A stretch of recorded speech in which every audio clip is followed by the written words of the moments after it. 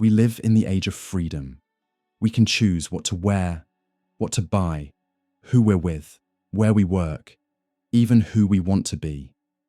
But with so many possibilities comes exhaustion, doubt, and anxiety. Being free today means carrying the weight of making every decision, all the time. It's never been this hard to be free. In this video, we're going to explore why freedom, which has always been a human ideal, now seems to confuse us, overwhelm us, and sometimes even trap us. We live in a time where freedom seems to have multiplied in every direction. We can choose who to be, where to live, how to work, who to be with, what to buy, what to believe in, or not believe in. And yet, it has never felt so hard to choose. That contradiction is at the heart of our time. Freedom was given to us as a gift, but it feels like an unbearable responsibility. To understand this dilemma, we need to go back to the 19th century, when the Danish philosopher Søren Kierkegaard wrote The Concept of Anxiety. There, he had a revolutionary idea. Anxiety is not a defect of the soul, but a symptom of human freedom. Kierkegaard describes anxiety as the dizziness of freedom. Imagine standing at the edge of a cliff. You know you could fall, or worse, you know you could choose to jump. It's not the fear of the cliff that paralyzes you, but the realization that you have the power to decide. That what if feeling reveals that we are free, and that freedom, far from being only empowering, is also dizzying. The feeling Kierkegaard described almost 2 centuries ago is now lived on a massive scale by millions of young people in what we call Generation Z. Those born roughly between the mid-1990s and early 2010s. For this generation, the world doesn't present a few doors. It's a maze of endless possibilities. From an early age, they're bombarded with messages like, you can be whatever you want and follow your dreams, but no one makes it clear which dreams are actually worth chasing. The result? Crippling anxiety.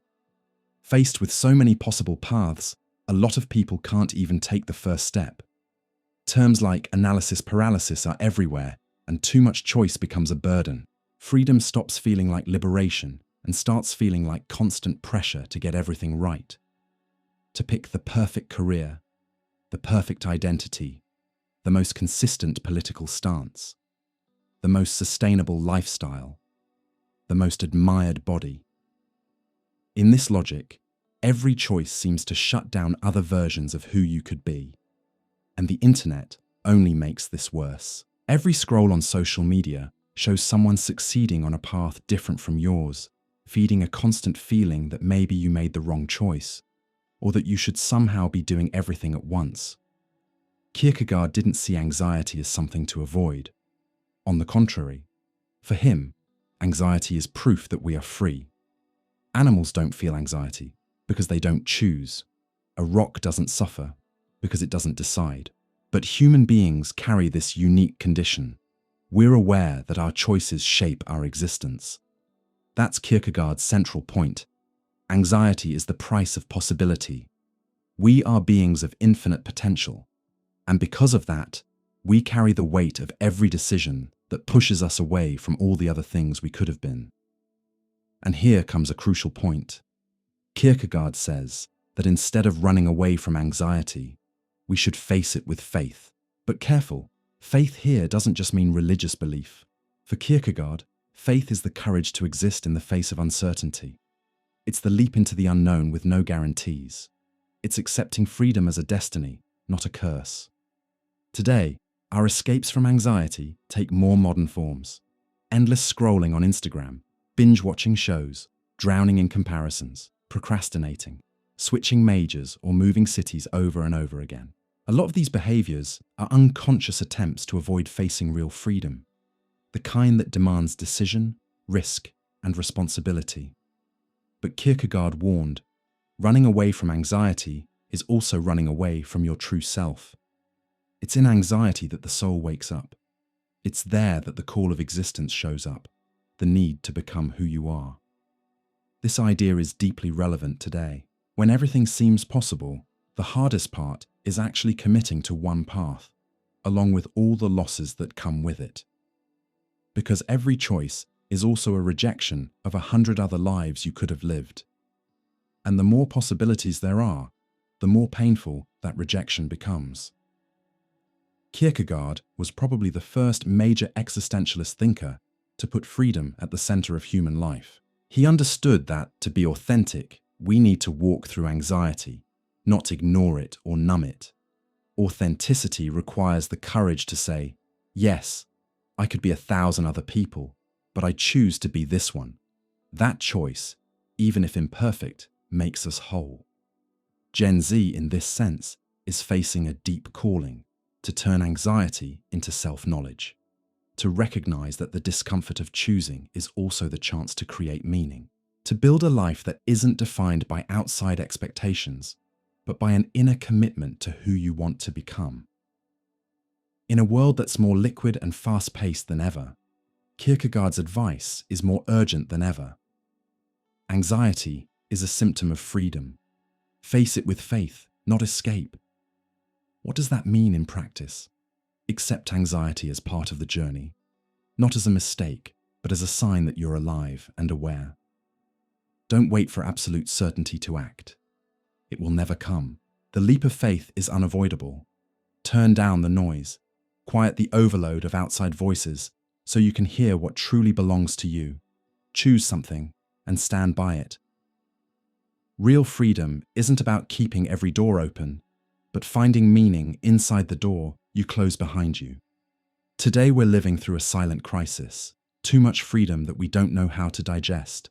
That's why revisiting Kierkegaard is more than a history of philosophy lesson.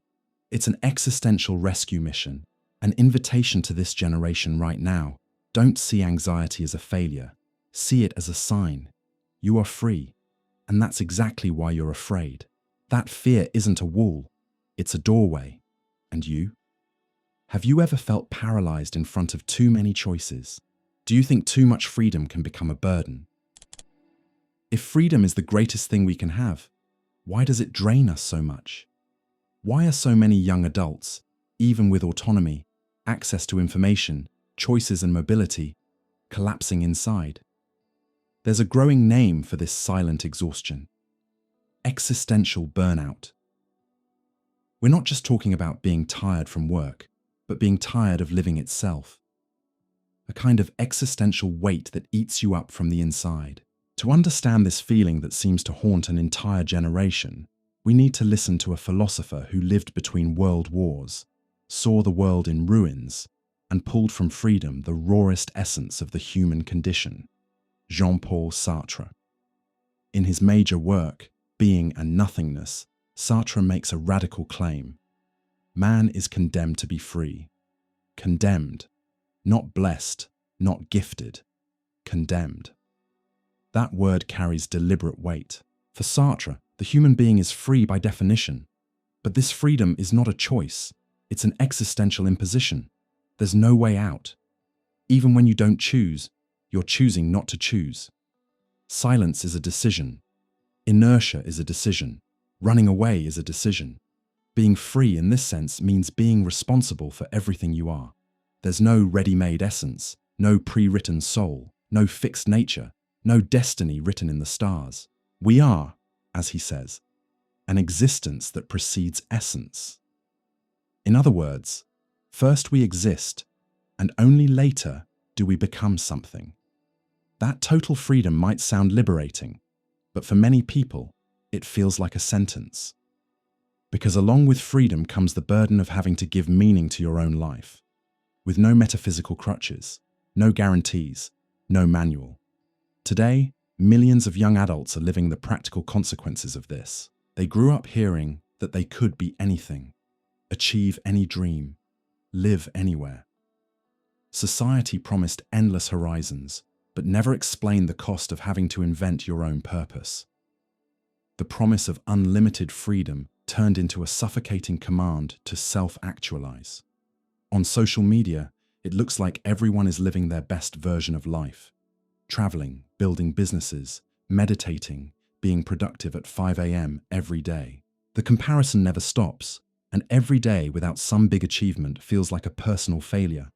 In this context, freedom turns into anxiety. Sartre already warned us. Man is responsible for what he is, even if he declares himself a victim of circumstances. Of course, external factors exist: social structure, inequality, family background. But Sartre's existential philosophy wants to remind us of something deeper. Even within limits, we are still responsible for what we do with what we have. This radical responsibility isn't about blame, it's about waking up. Sartre is calling us to awareness. He forces us to look in the mirror and ask, if life feels empty, what are you doing with your freedom? Existential burnout isn't just the result of too much work. It comes from a lack of meaning, from living on autopilot, from fulfilling expectations without knowing where they came from waking up every day and not knowing why. Sartre saw the human being as an unfinished project. We are always a not yet, something in progress. When we refuse to take on this project, we sink into what he called bad faith, a state where we hide from our freedom and pretend we're just roles, labels, victims, or mere cogs in the machine. Bad faith is the lie we tell ourselves so we don't have to face the pain of freedom. I'm only like this because my boss demands too much. I don't have a choice, it's the system. That's just the way I am. But Sartre exposes us. These excuses are attempts to run away from ourselves. The price? A growing emptiness, a tiredness that doesn't go away, a life that seems to function on the outside but is falling apart on the inside. Sartre's proposal is not comfortable. He doesn't offer quick hope or religious consolation. But he does give us something maybe even more powerful: existential dignity. He invites us to accept the pain of freedom, because that's where meaning is found. There's no script, but there is a stage, and you're the one writing the next act. In Being and Nothingness, he says, man is nothing else but that which he makes of himself. In other words, your identity isn't given, it's built. And that construction happens in the small, everyday choices. In the moment you say no to something that doesn't represent you. In the moment you commit to a path even without guarantees. In the moment you accept that making mistakes is part of living authentically. Each of these moments is an act of freedom, and because of that, an act of courage. If we're really responsible for our choices, then we're also the main characters of our own story. There's no ready-made meaning, but there is the possibility of creating one. And as harsh as that sounds, it's one of the most empowering ideas in existential philosophy. Sartre knew many people would try to run from this truth, but he believed that only by taking our freedom seriously can we turn our existence into a conscious project instead of an unconscious repetition. That lesson hits hard today. An entire generation is facing total freedom, but without emotional or philosophical tools to handle it. Sartre doesn't give easy answers, but he does give a clear direction. Be free, and be responsible. Not because society demands it, but because that's the only way your life can truly gain meaning. What does it actually look like to live knowing we are free, and condemned to be free? Accept uncertainty. There is no total safety. Every choice is a risk. And that's okay. Risk is the ground freedom stands on. Own the consequences. Freedom isn't doing whatever you want with no fallout. It's making choices consciously and dealing with what comes after. Stop outsourcing meaning. Life doesn't come with a purpose waiting to be discovered. It has meanings you create through your actions in the world. Recognize your responsibility. Even not acting is a choice. Sartre reminds us we're responsible even for our passivity. In a time of burnout, anxiety, confusion, and constant overstimulation, Sartre still has something urgent to say. Freedom hurts, but it's our only real chance to live deeply. He doesn't romanticize the pain of existing, but he also doesn't invite us to run away. On the contrary, he pushes us toward action, toward engagement, toward awareness, toward creating meaning that doesn't come from certainty, but from conscious choice in the face of emptiness. You are free. And yes, that can hurt. but it can also be the first step into the kind of life only you can live. Imagine living in a world where everything is possible. You can work from anywhere, love whoever you want, express yourself however you want. You can build your identity, consume without limits, and rewrite your path as many times as you'd like. A world where no structure is fixed, no value is unchangeable, no truth is final. At first glance, that sounds like a utopia. But is it? This is the kind of society we're building, or maybe already living in. And what we find in it isn't just freedom, but a new kind of suffering, the absence of meaning. To understand this paradox, we need to listen to the prophetic and unsettling voice of Friedrich Nietzsche, especially in his most poetic and philosophical work. Thus spoke Zarathustra. Nietzsche saw our time coming with brutal clarity. A time when God is dead, meaning traditional values have collapsed, and with them, the structure that gave life its meaning. But he knew this wouldn't be instantly liberating. On the contrary, it would open up an abyss. By tearing down absolute truths, religious certainties, and moral dogmas from the past, Nietzsche believed the West had lost its foundation. But the problem isn't just that God is dead, it's what we're going to do with this radical freedom. When no one else dictates what is right or wrong, when there is no longer a higher truth organizing the world, we're forced to face a deep anxiety. If everything is allowed, what still matters? If there is no absolute good or evil, what guides our actions?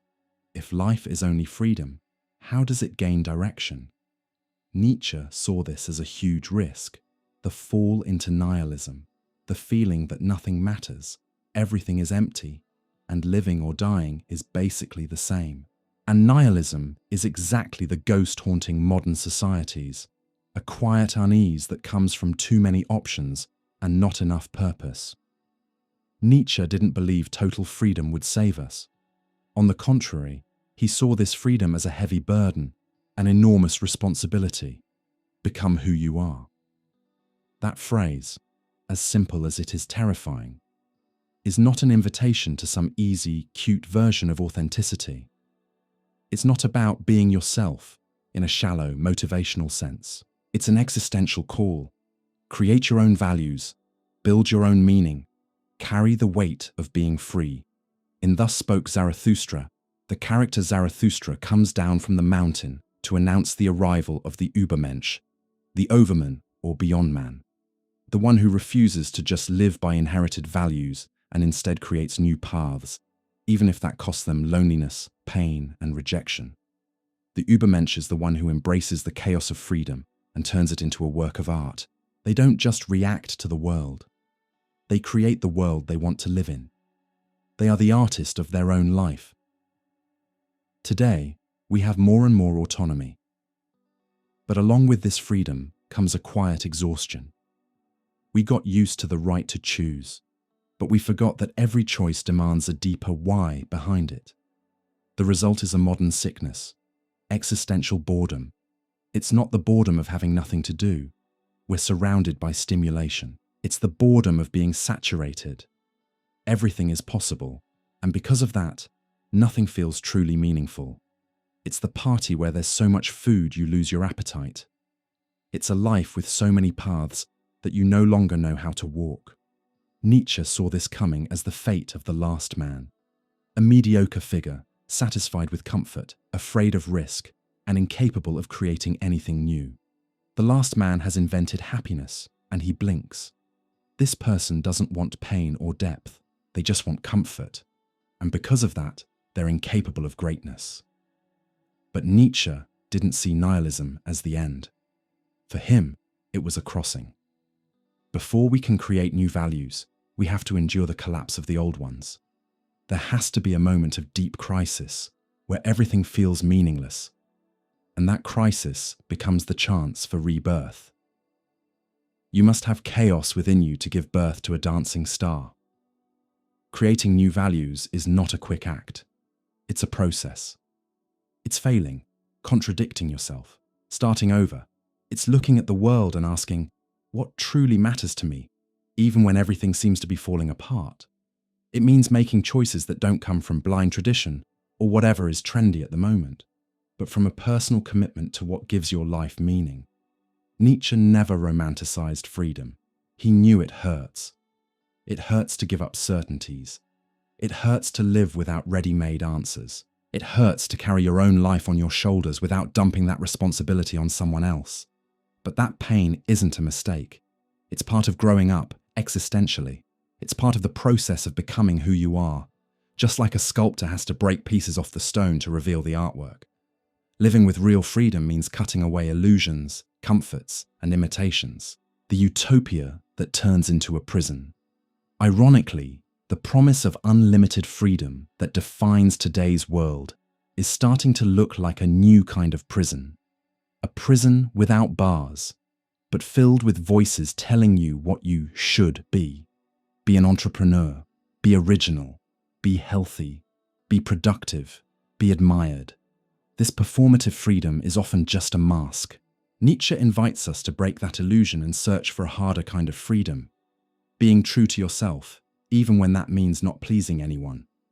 And you? Do you have the courage to create yourself? Nietzsche doesn't hand out answers. He asks dangerous questions. He wants to know, do you have the courage to live without guarantees? Are you willing to pay the price of creating your own path?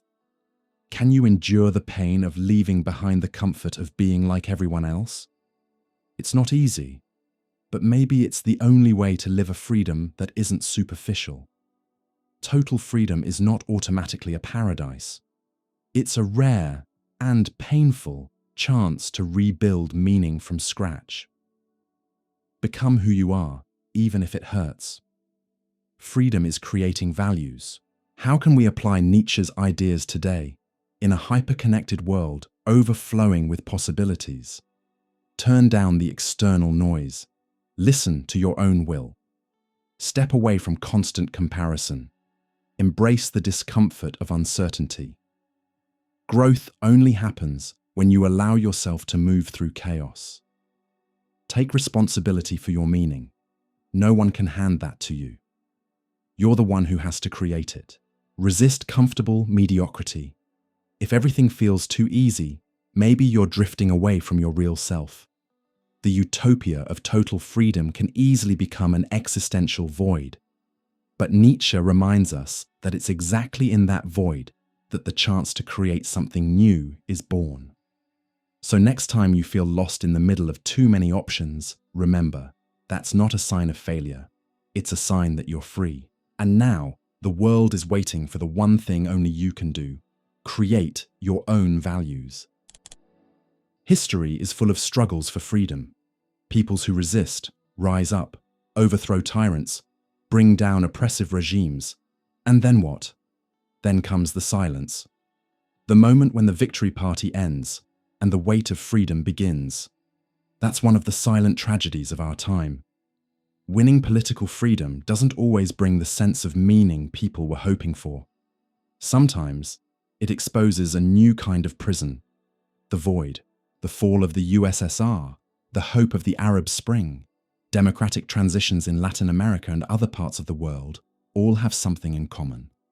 After the collapse of oppression came the collapse of meaning. The dictatorship fell, but nobody explained how to live free. This is where one of the most sensitive and lucid thinkers of the 20th century comes in. Albert Camus, author of The Myth of Sisyphus, a work that speaks directly to those who live between freedom and the absurd. In authoritarian regimes, there is fear, censorship, violence. But there is also a structure that organizes the world: rigid rules, unquestioned authority, a clear ideology. Even under oppression, life has a kind of coherence imposed from the outside. You know who the enemy is. You know what you must do, or avoid. When those regimes fall, what's left is the open field of freedom. But that field comes with no paths, no compass, no manual. That's what happened after the fall of the Berlin Wall, the end of the Soviet Union, the collapse of military dictatorships in Latin America, and more recently in the revolutions of the Arab Spring. People went to the streets for freedom. But freedom arrived without bringing justice, prosperity, or meaning along with it. In many cases, new forms of corruption appeared, civil wars broke out, recycled forms of authoritarianism came back, or fragile, unstable democracies took shape. People did become free, yes, but free in front of nothing. In this context, Camus' philosophy becomes urgent. In the myth of Sisyphus, he asks, the only truly serious philosophical problem is suicide. He's not just talking about suicide as a literal act. He's asking, is life worth living when life seems to have no meaning? How do you keep going in a world that doesn't answer your questions? For Camus, human beings want clarity, logic, justice. But the universe answers with silence. This clash between our desire for meaning and the indifference of the world is what he calls the absurd. It's not that life is useless, it's that life offers no guarantees. So what do we do with that? Camus offers a brave answer. The absurd is born of this confrontation between the human need and the unreasonable silence of the world. But it is possible to live without appeal. In other words, even if the world doesn't come with built-in meaning, we can still choose to live fully inside it. We can be free, even knowing that freedom doesn't come with automatic rewards. The central metaphor in the book is the myth of Sisyphus, the man condemned by the gods to push a rock up a mountain, only to watch it roll back down, over and over, for all eternity. At first, it looks like a picture of pure despair, but Camus flips it in an act of rebellion. One must imagine Sisyphus happy. Why? Because Sisyphus recognizes the absurd nature of his condition, but doesn't give in. He pushes the rock anyway. He is free because he's not lying to himself, not pretending there's a meaning given from above. And even so, he keeps acting. That's the kind of freedom Camus proposes, a freedom without illusion, but full of awareness. A freedom that is born from facing the absurd, not from denying it. The fall of oppressive regimes should be a new beginning, but often it's just the beginning of a new chaos. We saw this clearly in the Arab Spring. Popular uprisings toppled dictators, but in many countries what followed was civil war, renewed repression, or weak, manipulated democracies. Hope turned into cynicism. Freedom turned into trauma. Camus helps us understand why. Without a culture of responsibility, without an ethics of action, freedom can dissolve into disorder or apathy. That's why Camus says, real generosity toward the future lies in giving all to the present. It's not about waiting for a perfect system, a flawless ideology, or some messianic promise. It's about acting here and now, with clear eyes, without hatred, without illusions. Camus believed in revolt, but not in resentment. For him, revolt is an act of dignity, not revenge. It's born when a human being says, this is unacceptable, but it also says, and I will be better than this. In his book The Rebel, Camus draws a crucial distinction. To revolt is not to destroy everything. It's to affirm a value, even when everything seems worthless. It's precisely because the world is absurd that we need to act with responsibility. And here is one of Camus' most powerful lines for our time. Be free even in the face of the absurd. Rebel without hatred. Hatred destroys but doesn't build. Resentment eats you from the inside. Authentic freedom demands awareness, courage, and compassion. Camus also knew that freedom isn't just an individual act. It needs shared space, public ethics, social justice. The mistake in many post-dictatorship transitions is thinking it's enough to bring down a tyrant. But freedom doesn't install itself automatically. It needs culture, education, political participation, living institutions. If not, it evaporates. Or worse, it opens the door to new tyrants. Without collective responsibility, freedom turns into selfishness or chaos. Camus defended democracy, but a democracy with ethics, alive, rooted in human conscience. He knew that without justice and solidarity, freedom becomes an illusion for a few at the expense of many. And us, what are we doing with the freedom we have?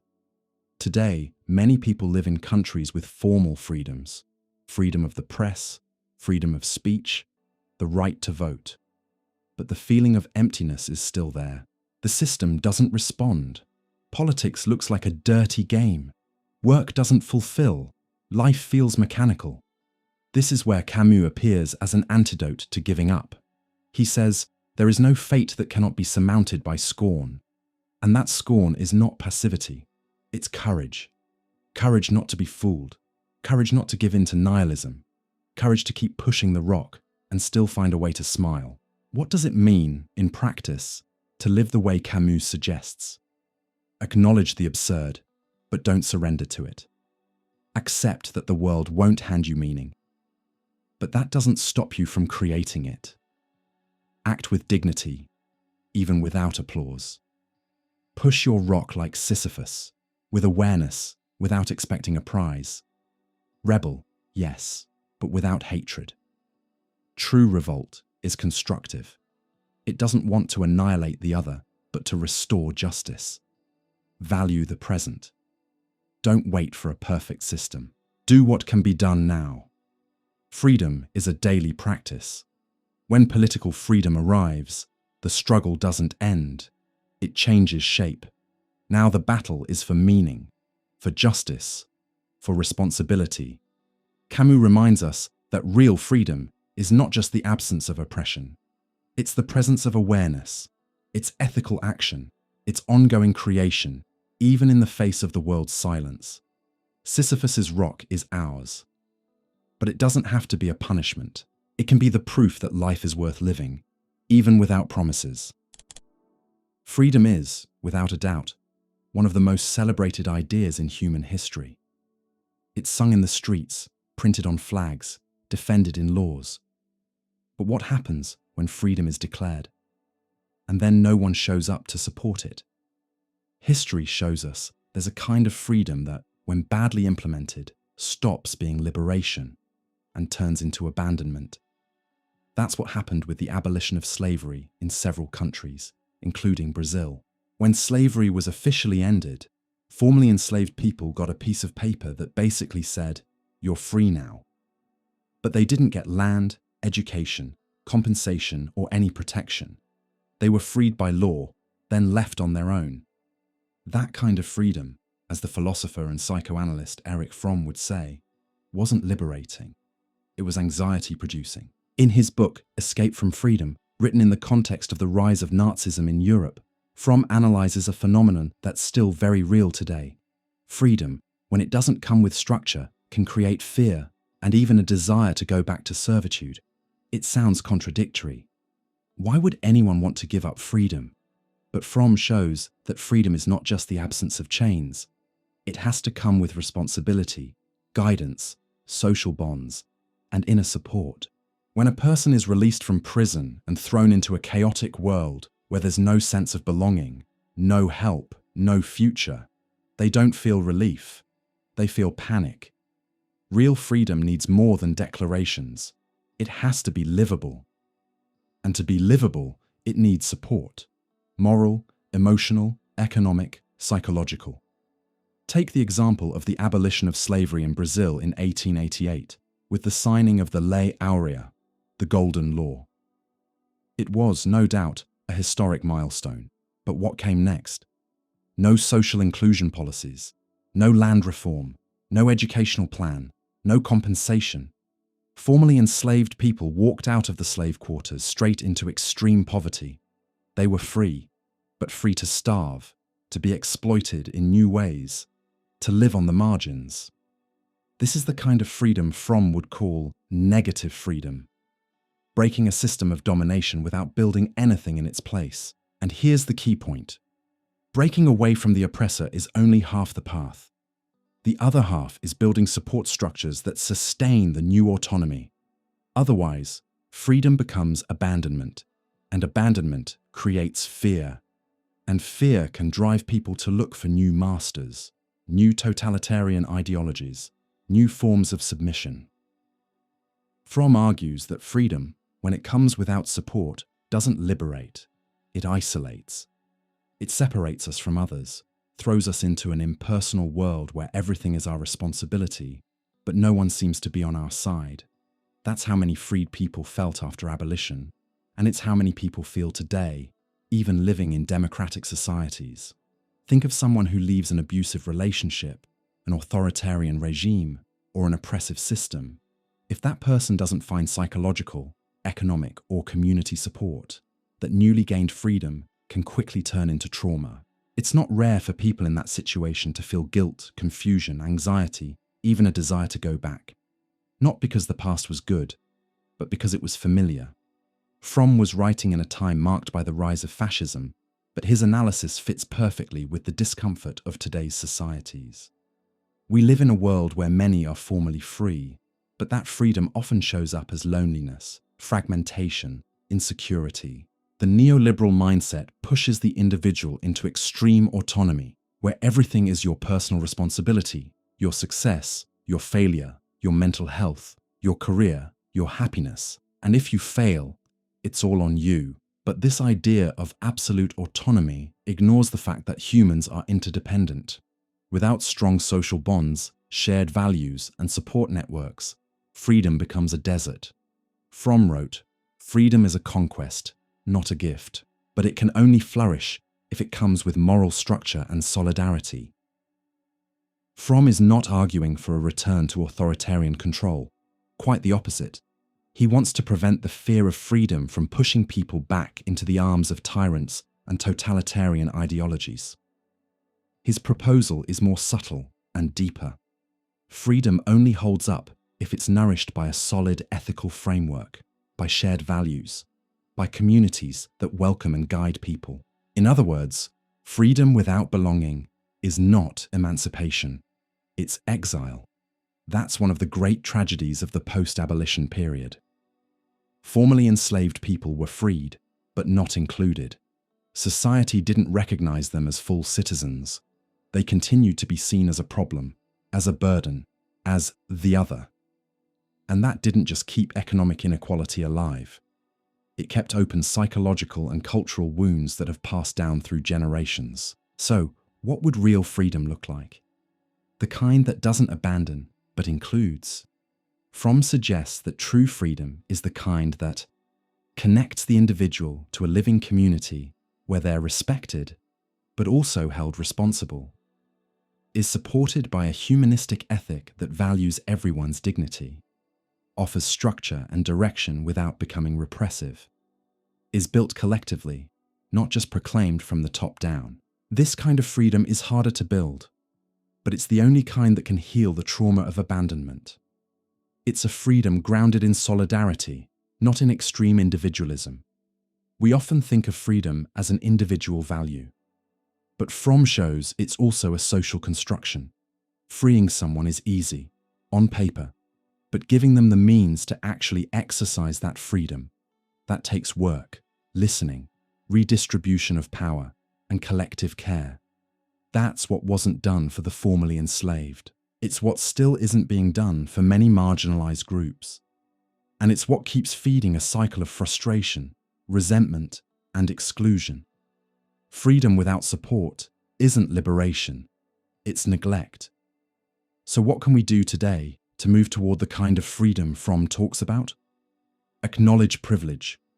Real freedom demands that we face inherited inequalities, promote real reparations. Historical apologies are not enough. Justice has to show up in the present. Build community bonds. Freedom isn't isolation. It's belonging with awareness. Educate for critical autonomy. A free society has to form citizens who can think, not just obey or consume. Value empathy as a basis for public ethics. Solidarity isn't charity. It's recognizing the other as your equal. When we look at history, we see that freedom without support is a broken promise. We see it in the faces of those who were freed, but never truly recognized. We see it in communities that won rights, yet remain on the margins. We see it in young people who are free to be whoever they want, but lost in a world without bonds. Freedom is a path, but without structure and solidarity, it turns into a maze. Erich Fromm leaves us both a warning and an invitation. It's not enough to be free. We need to be free together. We live in the age of the ultimate promise. You can do anything. You can be whoever you want, work with whatever you want, love whoever you want, move to another country, change careers, change gender, change beliefs. You can deconstruct, rebuild, start over, delete your past and reinvent yourself in the present. And all of that seems to be just a click, a scroll, or an app away. It looks like freedom. But is it really? The generation that grew up with this promise is showing clear signs of deep discomfort, chronic anxiety, fear of choosing, identity collapse, and a constant feeling of not being enough. This is where one of the most important thinkers of our time comes in, Zygmunt Bauman. His idea of liquid modernity helps us understand how the promise of you can do anything turned into a burden disguised as freedom. In his book Liquid Modernity, Bauman says we live in a world where nothing is solid anymore. The structures that once gave shape to life, family, religion, work, community, have been weakened or transformed. In their place, we now have flexible relationships, temporary values, fluid identities, disposable commitments. Everything changes all the time. Nothing feels permanent. At first glance, this fluidity looks like liberation. No chains, no eternal obligations, no fixed roles. But as Bauman warns, too much fluidity creates insecurity. In liquid modernity, bonds are easily broken, and the weaker the bonds, the more vulnerable the individual becomes. The world tells you that you can do anything, but it doesn't give you a solid base to support who you are. It's like being in the middle of the ocean with no route, no anchor, no visible horizon. You're free to go anywhere. But that's not freedom. That's disorientation. That's how a lot of people feel today. With every choice you make, thousands of other paths are left behind. Every time you commit to one identity, you say no to countless other versions of yourself. And you have to decide all of this alone, in a world where comparison never stops, and every failure feels public. Social media makes this feeling even stronger. We see people with seemingly perfect lives, solid identities, amazing careers. And that feeds a paralyzing sense that we're never good enough. Total freedom quietly turns into an invisible prison. A kind of freedom where you're not allowed to fail, to rest, or to simply belong. Bauman points out that one of the biggest myths of liquid modernity is the idea that the more options we have, the freer we are. But in real life, too many choices create paralysis. Freedom of choice without guidance creates anxiety, not emancipation. Today, everything is up for choice. Your appearance, your orientation, your lifestyle, your social circle, your content niche, even your own personal story. But this ocean of possibilities doesn't come with wisdom or direction. Instead of empowering us, it often suffocates us. With each choice, we feel like we're killing off 100 other possible lives. Doubt becomes constant. Frustration becomes normal. And the paradox grows. The freer we are to choose, the more trapped we feel by our own decisions. Another key trait of liquid modernity is that identity stops being a being and becomes a doing. You don't are something. You build it, show it, update it. And that means you have to perform yourself all the time. Social media becomes a showroom for the ideal self, where every post, every photo, every opinion is a piece of a curated identity. But keeping up that performance is exhausting. Bauman says that, in this logic, identity turns into a personal branding project. And like any project, it demands constant effort, with the non-stop fear of failing, not being validated, not being seen. In this context, Bauman offers an important reminder. Not everything that shines is freedom. Stability is also freedom. In other words, real freedom isn't about being able to do everything all the time. It's about having a place where yourself can rest. It's knowing you have safe bonds, steady values, and spaces where you don't have to perform. You can just exist. Stability, far from being a prison, can actually be the foundation that allows freedom to grow. Without roots, there's no flight. Without ground, there's no path. Without bonds, there's no identity. Freedom is not dissolving into 1,000 possibilities. It's being able to say no to most of them so you can live one life with depth and meaning. The promise of you can do anything also created the myth of the unlimited self. The idea that if you just want it enough, you can achieve anything, and that any failure is entirely your fault. That your happiness and success depend only on you. That logic is cruel, because it ignores the social, emotional, and structural conditions that shape real life. Bauman warned that in this kind of culture, freedom turns into an individual burden and solidarity disappears. Everyone is on their own, everyone in their own profile, everyone in their own feed, but we're human. We need community, care, and emotional stability, and freedom only becomes real when it's shared, supported, and welcomed. One of the paths Bauman suggests is to revalue long-term human bonds. He's not saying we should go back to rigid authoritarian structures from the past. He's arguing for new forms of belonging. More flexible, yes, but not disposable. The kind of freedom that sustains us is the one that includes other people, that recognizes the importance of trust, loyalty, and inner coherence. In a time of liquid identities and fragile bonds, that might sound old-fashioned, but it's actually deeply revolutionary. Because when everything is fluid, the person who stays faithful to something with depth becomes quietly resistant. So, how can we live with real freedom in a liquid world? Cut down the overload of choices. Not every option needs to be explored. Choose what's essential. Build real bonds. Invest in relationships that outlast trends and performance. Value emotional stability. Routines, commitments, and rituals are part of mental health. Question the myth of, you can do anything. You don't need everything. You need what's truly meaningful to you. Allow yourself to belong. Freedom isn't being alone. It's being able to choose who you walk with. The promise of, you can do anything, is seductive, but it's also exhausting. It creates the illusion that freedom means never settling, never committing, never stopping. But that's not freedom. That's scattering yourself. Zygmunt Bauman invites us to think more deeply. Real freedom isn't having all the options. It's finding meaning in a choice. It's not living 1,000 lives. It's fully inhabiting one life with truth, bonds, and solid ground.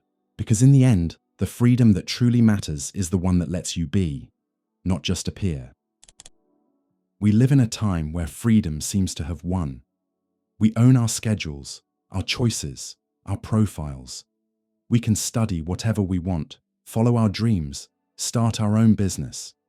It all sounds like empowerment, but deep down, a lot of people are exhausted. Not exhausted by external pressure, but by something more subtle and more cruel, an inner voice that never lets them rest. It's a new kind of exhaustion for our time, not the exhaustion of being ordered around, but the exhaustion of being too free and not knowing how to stop. The philosopher who helps us understand this paradox is Byung-Chul Han, especially in his book, The Burnout Society. Byung-Chul Han points out an important historical shift. In the past, we lived under a model of repression. Society disciplined people, imposed limits, said no. It was the age of duty, of external control, of obedience. Today, we live in a different time. The dominant message is no longer about prohibition. It's about possibility. Now everything says, you can do it. You've got this. Believe in yourself.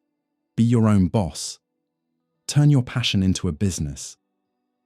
At first, this sounds liberating, but Han warns, this positivity has a dark side. The free person now starts to exploit themselves in the name of freedom. The entrepreneur of the self, new hero, new slave. In today's culture, being free isn't just about having autonomy. It's about performing freedom all the time. You're supposed to be innovative, creative, productive, motivated. You're supposed to take care of your body, your mind, your business, your image, your personal brand, You're expected to be the manager of your own life. So, the entrepreneur of the self is born, the figure that's praised on social media, in success podcasts, and in inspirational biographies. But what looks like freedom is often a new kind of slavery. No one tells you to work anymore. You pressure yourself. No one watches you. You monitor yourself. No one punishes you. You punish yourself with guilt and self-criticism. Byung-Chul Han calls this voluntary self-exploitation, and in his view, it works even better than old forms of exploitation, because it doesn't come from outside, it comes from inside. It's you against you. The command to be free has turned into an obligation, and like every constant obligation, it makes people sick. You can take a vacation, sure, as long as you make it productive. You can meditate, yes, as long as it boosts your performance. You can rest, yes, as long as it's active rest. You can create, yes, as long as it gets engagement. Even leisure has become performance. Even self-care has become a product. In this world, freedom never rests. It's always working. And that creates an invisible epidemic: burnout, anxiety, depression, and a constant feeling of failure. Byung-Chul Han shows that the new system of power doesn't rule through repression, but through seduction. It doesn't say you can't, it says you should want to. Oh, and that's where the trap is. You think you're in control, but you're actually trapped in the idea that you have to prove yourself all the time. What used to be autonomy turns into self-sabotage disguised as freedom. You set impossible goals for yourself, compare yourself to unreal profiles, and blame yourself for every pause, every mistake, every moment when you're not producing. If I'm free, why am I not improving more? If I'm my own boss, why am I not happy? If I can do anything, why am I too tired to even get out of bed? That's the contradiction of the modern self, free for everything, but emotionally trapped by inner pressure. In the old society of repression, oppression came from outside. In the performance society, oppression comes from within. And it shows up as guilt. Guilt for not achieving enough. Guilt for not reinventing yourself all the time. Guilt for not constantly improving. Guilt for not being the best version of yourself. Modern freedom created a new kind of existential guilt. The guilt of not being able to make use of every possibility. And that guilt leads to chronic exhaustion, frustration, and even self-hatred. Byung-Chul Han sees this as a classic symptom of the burnout society. We live in a time where freedom has turned into a demand for performance, and that makes us sick. This new model of freedom creates a kind of tiredness that doesn't just come from the body, it comes from the soul. It's the exhaustion of keeping up an image, of constantly proving your value, of turning your whole life into a project, a brand, a portfolio. This exhaustion doesn't go away with a day off or a spa weekend. It demands a deep change in how we relate to time, desire, and the idea of success. Our modern burnout is the price of a freedom we misunderstood. Not freedom to live, but freedom to consume ourselves until there's nothing left. And this is where Byung-Chul Han suggests a radical move. Learn not to produce. It sounds strange in a world obsessed with efficiency, but it's actually freeing. Doing nothing is not laziness, it's resistance. Not producing all the time is not failure, it's health. Not performing is a political act.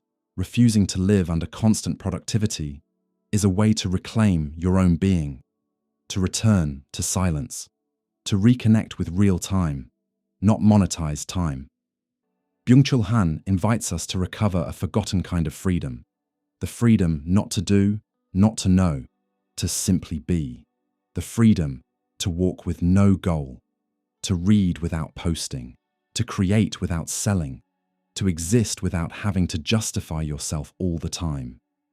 Because in the end, real freedom isn't doing everything, it's being able to stop without guilt, stop without fear, stop because you are more than what you produce.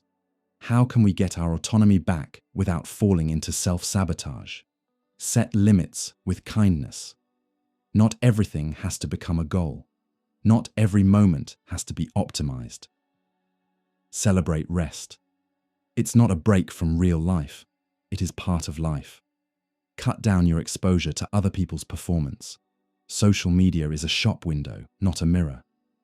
Rediscover the joy of useless things. Do something just because it makes you happy, not because it has a payoff. Learn to be bored again. In emptiness, creativity is born. In silence, your true self comes back.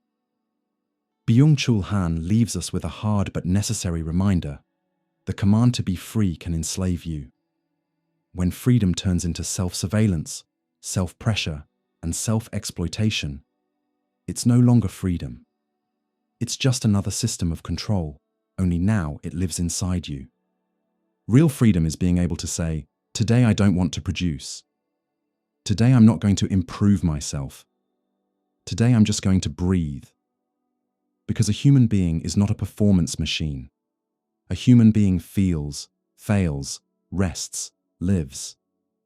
And maybe the deepest form of freedom today is this, taking back your right to simply exist. Foucault reminds us that modern power doesn't need to ban things openly anymore. It works much better when it becomes invisible, slipping into people's behavior, desires, and language. Real power doesn't shout. It whispers behind social norms, behavior expectations, algorithms that filter what we see, and the collective fear of being misunderstood. On social media, this shows up in the way we constantly police ourselves. Think about it. How many times have you thought 2, 3, 10 times before posting something? How many times did you avoid saying what you really think just to avoid trouble? How many times did you rewrite a comment before posting, afraid of the backlash? This constant watchfulness isn't forced on us by some obvious external authority. It's something we've internalized, exactly like Foucault described. You watch yourself before anyone else watches you. You punish yourself before anyone punishes you. And that slowly empties out freedom, not through official censorship, but through emotional self-censorship. We're led to believe we live in a time of total freedom. The internet has democratized speech, channels have multiplied, and anyone can become a public voice, from total anonymity to going viral.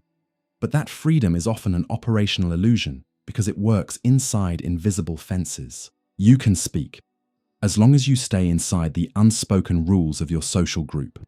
You can criticize, as long as you criticize the people your circle already approves as targets. You can be authentic, as long as your authenticity is acceptable to the algorithm. The result? A world where everyone talks, but very few say anything real, where expression is encouraged, but the risk is so high that authenticity hides, from public executions to public humiliation. What replaced the public executions of the pre-modern era, according to Foucault, is the spectacle of moral exposure. Today, that shows up in a brutal way, online shaming as a form of public purification. There's no more blood, but there is humiliation. There are no executioners, but there are crowds with profiles. There's no courtroom, but there is the feed. People are exposed, cancelled, dragged, turned into targets of collective hate, while others watch, comment, and share. Modern punishment doesn't just want to correct a mistake, it wants to destroy someone's reputation. It feeds on the performance of punishment itself. Videos, screenshots, threads, sarcastic comments. Foucault wrote that, in modern times, punishment stops being mainly physical and becomes symbolic, and that makes it even deeper. This atmosphere of constant watching, punishment, and judgment creates a culture of diffuse fear, where freedom of speech slowly drains away. The fear is no longer of going to jail, it's of being pushed out, of being labeled, of losing followers, of being seen as toxic, problematic, outdated, dangerous. Fear shapes people's words, empties what they say, and freezes their inner life. People who used to speak up with courage now fall silent. Others, who made mistakes, lose the right to change. And those watching from the outside learn to keep quiet to survive. In this new environment, freedom of speech exists on paper, but not in people's feelings. online shaming as justice or just a show.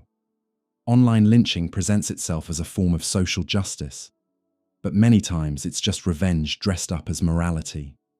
There's no room for listening, for context, for growth. Punishment is immediate, scattered, and collective. And the worst part, there's no real path to rehabilitation. A cancelled person has nowhere to go. Even if they apologize, rethink their views, and genuinely grow, the digital trace of the mistake is always there. It's a punishment with no clear end date, a prison without walls, but with endless open windows. Foucault would call this biopower, control over life not through brute force, but through shaping behavior, speech, and presence. His advice for our time stays sharp and relevant. Even when we're free, we're being watched. Question the invisible powers. For Foucault, power isn't something you simply have. It's something that's exercised. And in the digital age, the most dangerous forms of power are the ones that don't call themselves power at all, but still shape what we do every day without us noticing. The power of the algorithm, deciding what you see. The power of trends, telling you what you're allowed to say. The power of social approval, shaping how you behave. The power of guilt, watching your thoughts. Questioning these invisible forces is the first step to reclaiming real freedom. Not just the freedom to make noise, but the freedom to speak with awareness. Not just the freedom to react, but the freedom to think deeply. Justice, spectacle, and the right to change. Resisting this new kind of oppression takes more than courage. It takes critical thinking and ethical responsibility. Foucault doesn't say we should give up on the fight for justice. Far from it. He says we should keep an eye on how power sneaks into even the movements that seem liberating. Because not every shout is revolution, not every punishment is justice, not every majority is right. Freedom of speech is only real when it includes the right to make mistakes, be heard, and change over time.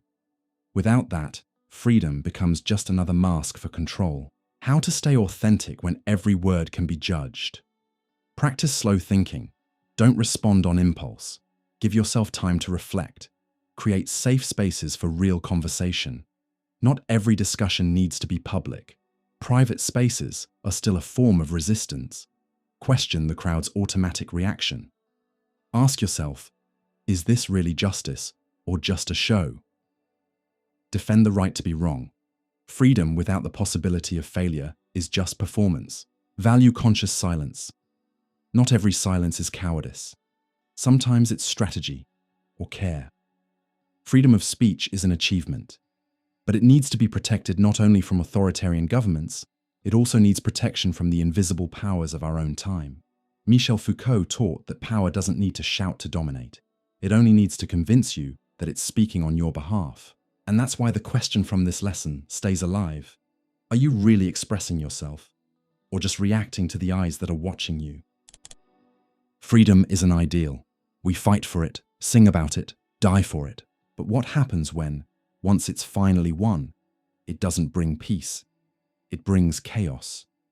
What happens when the end of tyranny doesn't lead to justice, but to a war of everyone against everyone? That's the unsettling question that keeps coming back through history, especially after every political collapse. Can freedom, when it doesn't come with order, turn into a nightmare worse than oppression itself? The person who gives us a brutal but necessary reflection on this is Thomas Hobbes in his masterpiece Leviathan. Written during the English Civil War, Hobbes offers a raw view of human nature and the dangers of freedom without limits. To understand Hobbes, you need to step into his time. He wrote Leviathan in the middle of England's Civil War, with different factions, royalists, republicans, religious groups, military forces, fighting for power and throwing the country into anarchy and destruction. Faced with this, Hobbes asks a basic question. What happens when there is no common power keeping everyone in check? His answer is direct and disturbing. In the state of nature, man is a wolf to man. According to him, without a sovereign power, everyone lives in a state of war, where there is no safety, no law, no justice. Everyone distrusts everyone else. Everyone protects what they have, strikes before being struck, and fights to survive. It's a world of constant fear, endless chaos. Hobbes calls this scenario the state of nature, a hypothetical condition where human beings live without any authority or shared agreement. There, people are free, yes, but it's a wild freedom. It's the freedom to kill, to steal, to dominate, to deceive. Does that sound extreme? Look at recent history. Iraq, after the fall of Saddam Hussein. The tyranny ended, but the power vacuum opened space for militias, terrorism, and civil war. Libya, after the death of Muammar Gaddafi. The regime collapsed and the country broke into rival factions. Syria, after the protests in 2011. People reached for freedom, but what followed was years of war and hundreds of thousands of deaths. Afghanistan, after the withdrawal of US troops. The democracy collapsed and the Taliban took over again. These examples show Hobbes's warning playing out over and over. When freedom arrives without solid structures of order and agreement, it can turn into war. What Hobbes teaches us is that real freedom is not the absence of all limits. Total freedom, where everyone does whatever they want, whenever they want, is not coexistence. It's chaos. It's freedom only for the strongest, the most violent, the most strategic. For Hobbes, freedom only becomes civilized when it's shaped by common laws, agreed upon by everyone, and enforced by a central power that makes them count. That's why he defends the creation of the Leviathan, the sovereign state, not as pure tyranny, but as a guarantee of peace. This Leviathan is a kind of artificial monster, created by a pact between individuals who decide to give up part of their wild freedom in exchange for safety, justice, and stability. Hobbes says that the only way out of the state of war is a social contract. In it, people agree to stop acting only on their own and hand over that power to a common authority that should act to keep peace and protect everyone. This pact is not an act of blind submission. It's an act of collective intelligence.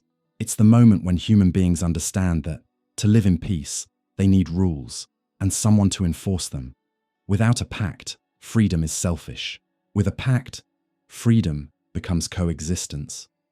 That's where what we call civilization begins. It's common, after the fall of authoritarian regimes, to see a wave of euphoria. Now we're free. But that excitement, without direction, can turn dangerous. When strong institutions, legal frameworks, political dialogue, and democratic culture are not built quickly, the power vacuum invites conflict. Armed groups appear, populist leaders rise, extremism grows, and soon that long-desired freedom turns into fear, instability, and violence. Hobbes wasn't against freedom, but he saw clearly that it has to be grounded in order. Or, as he basically says, freedom matters, but safety is the condition for freedom. In times of transition, political, social, or even personal, Hobbes's advice hits hard. Make agreements. Don't rely only on spontaneity. Freedom demands commitment. Living together demands deals and rules. This applies to nations, but also to groups, companies, families, communities. All collective freedom needs to be negotiated, structured, organized. If not, disorder takes over. Fear comes back. And where there's too much fear, people will accept almost any tyrant who promises safety. Interestingly, Hobbes's thinking has come back into focus in modern times, especially in moments of institutional crisis. When the state fails, when laws aren't applied, when polarization dominates the public debate, many people start asking for or tolerating authoritarian leaders in the name of restoring order. It's a dangerous cycle. Poorly managed freedom leads to chaos. Chaos creates fear. Fear cries out for order. Order comes through force, and freedom is lost again. Hobbes saw this cycle in his own time, and the modern world repeats it with new technology, but the same old drama. His real lesson is uncomfortable but necessary. The kind of freedom that lasts is the one built on order, agreements, and shared responsibility. That means freedom is not the finish line. It's the starting point. It's the beginning of hard work. Building fair institutions, developing a political culture, teaching people how to talk and disagree, creating laws that protect instead of crush, making sure power serves peace, not oppression. Freedom without these foundations is like a house without structure, beautiful but unstable. At the first tremor, it falls apart. And us, what are we doing with our freedom? We live in shaky democracies, surrounded by radical speeches, threatened by disinformation and extremism. Many want more freedom, but few talk about the responsibility that comes with it. Hobbes would remind us, freedom without order can be worse than tyranny. So the question isn't just how can we be free, but how are we going to organize our freedom so it doesn't destroy us? What agreements do we need to renew? Which institutions do we need to strengthen? What limits do we need to respect? Freedom is not the opposite of order. Freedom needs order, a just, ethical, shared order. When freedom turns into chaos, history repeats the tragedy. But when it's rooted in real agreements, hope appears. And it's inside those shared pacts, between conscious individuals, that the future actually becomes possible. Freedom is something we win. It's not natural. It's not guaranteed. And more than anything, it's not permanent. In times of stability, we tend to forget that. We start to believe freedom is secured by laws, institutions, constitutions. But history and political philosophy show that freedom is fragile. And when we stop exercising it, it starts to disappear quietly. That's one of the core lessons of philosopher Hannah Arendt, especially in her book The Human Condition, 1958, where she defends freedom not as something abstract, but as a public, collective practice that only exists while it's being lived and defended by active citizens. For Arendt, political freedom is born in the public space. It's not just an inner state, a private feeling, or some natural right. It is, above all, a political event. The result of living together, debating, and acting alongside other people who are different from us. In other words, freedom only exists when there is participation, deliberation, productive conflict, shared responsibility. But in today's democracies, we see a worrying trend. People are pulling back from public life. They stay on the sidelines.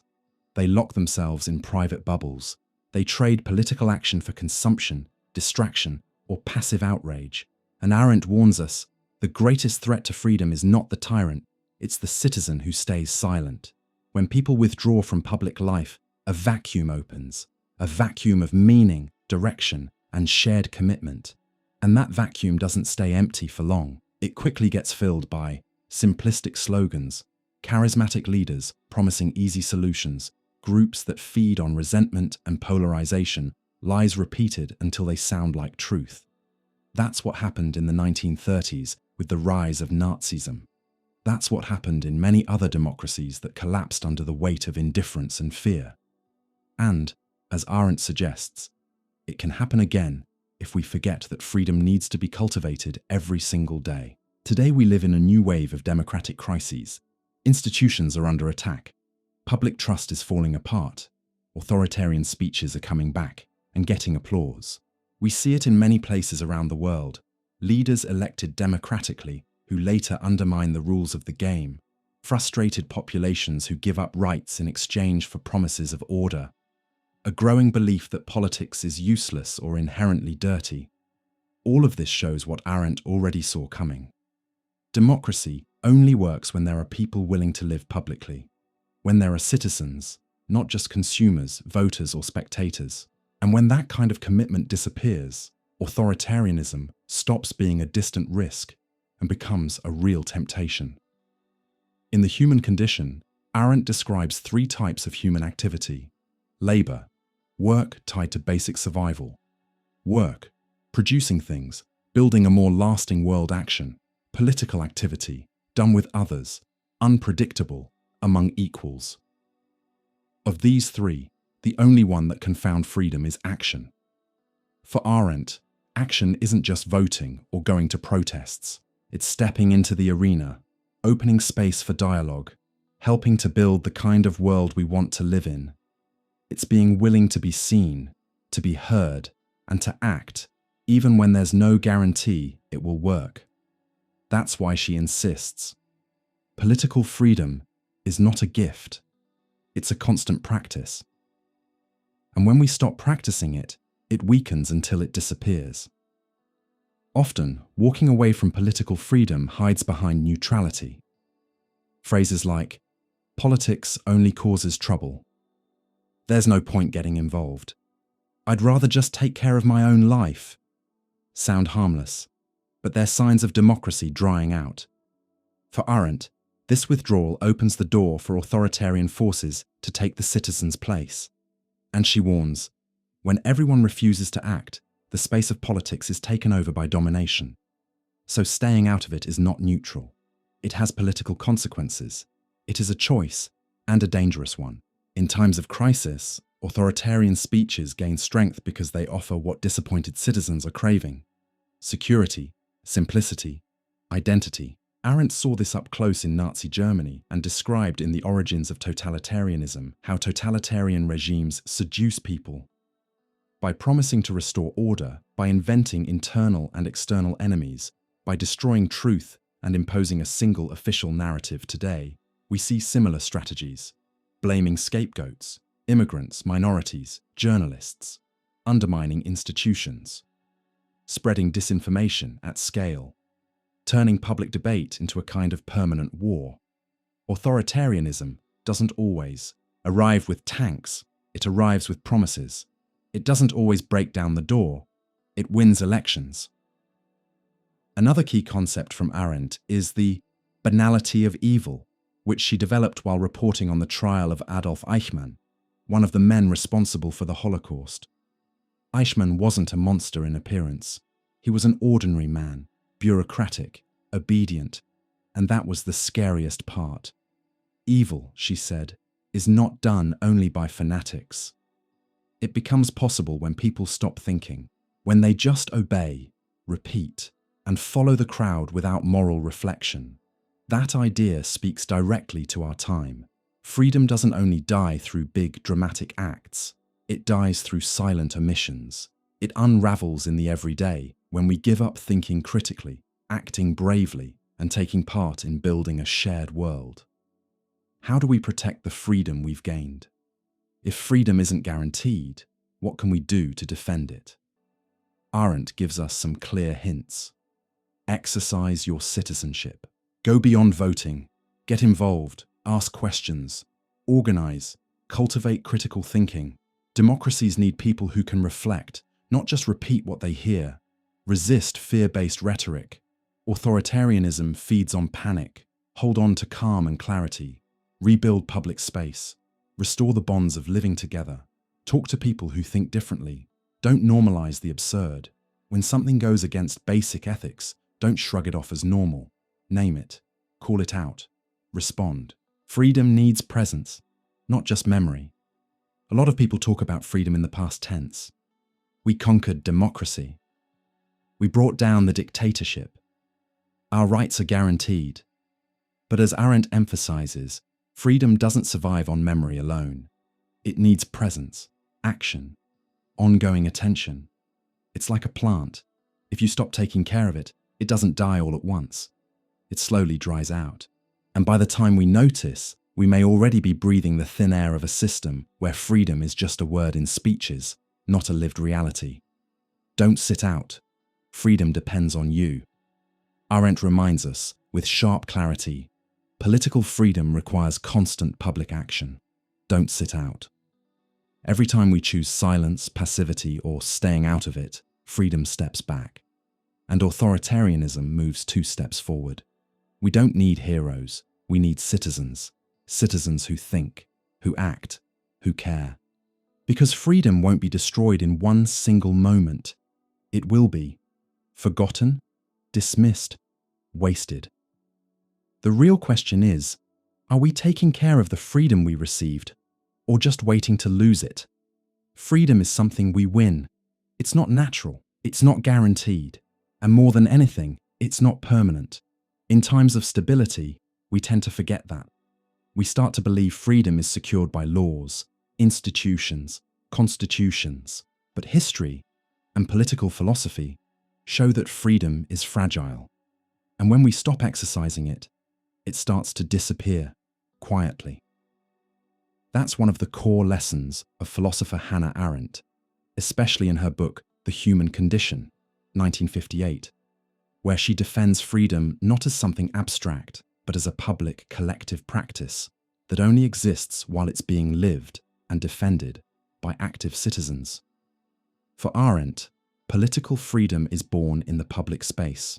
It's not just an inner state, a private feeling, or some natural right. It is, above all, a political event, the result of living together, debating, and acting alongside other people who are different from us. In other words, freedom only exists when there is participation, deliberation, productive conflict, shared responsibility. But in today's democracies, we see a worrying trend.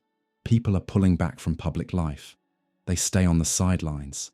They lock themselves in private bubbles. They trade political action for consumption, distraction, or passive outrage. And Arendt warns us, the greatest threat to freedom is not the tyrant, it's the citizen who stays silent. When people withdraw from public life, a vacuum opens, a vacuum of meaning, direction, and shared commitment.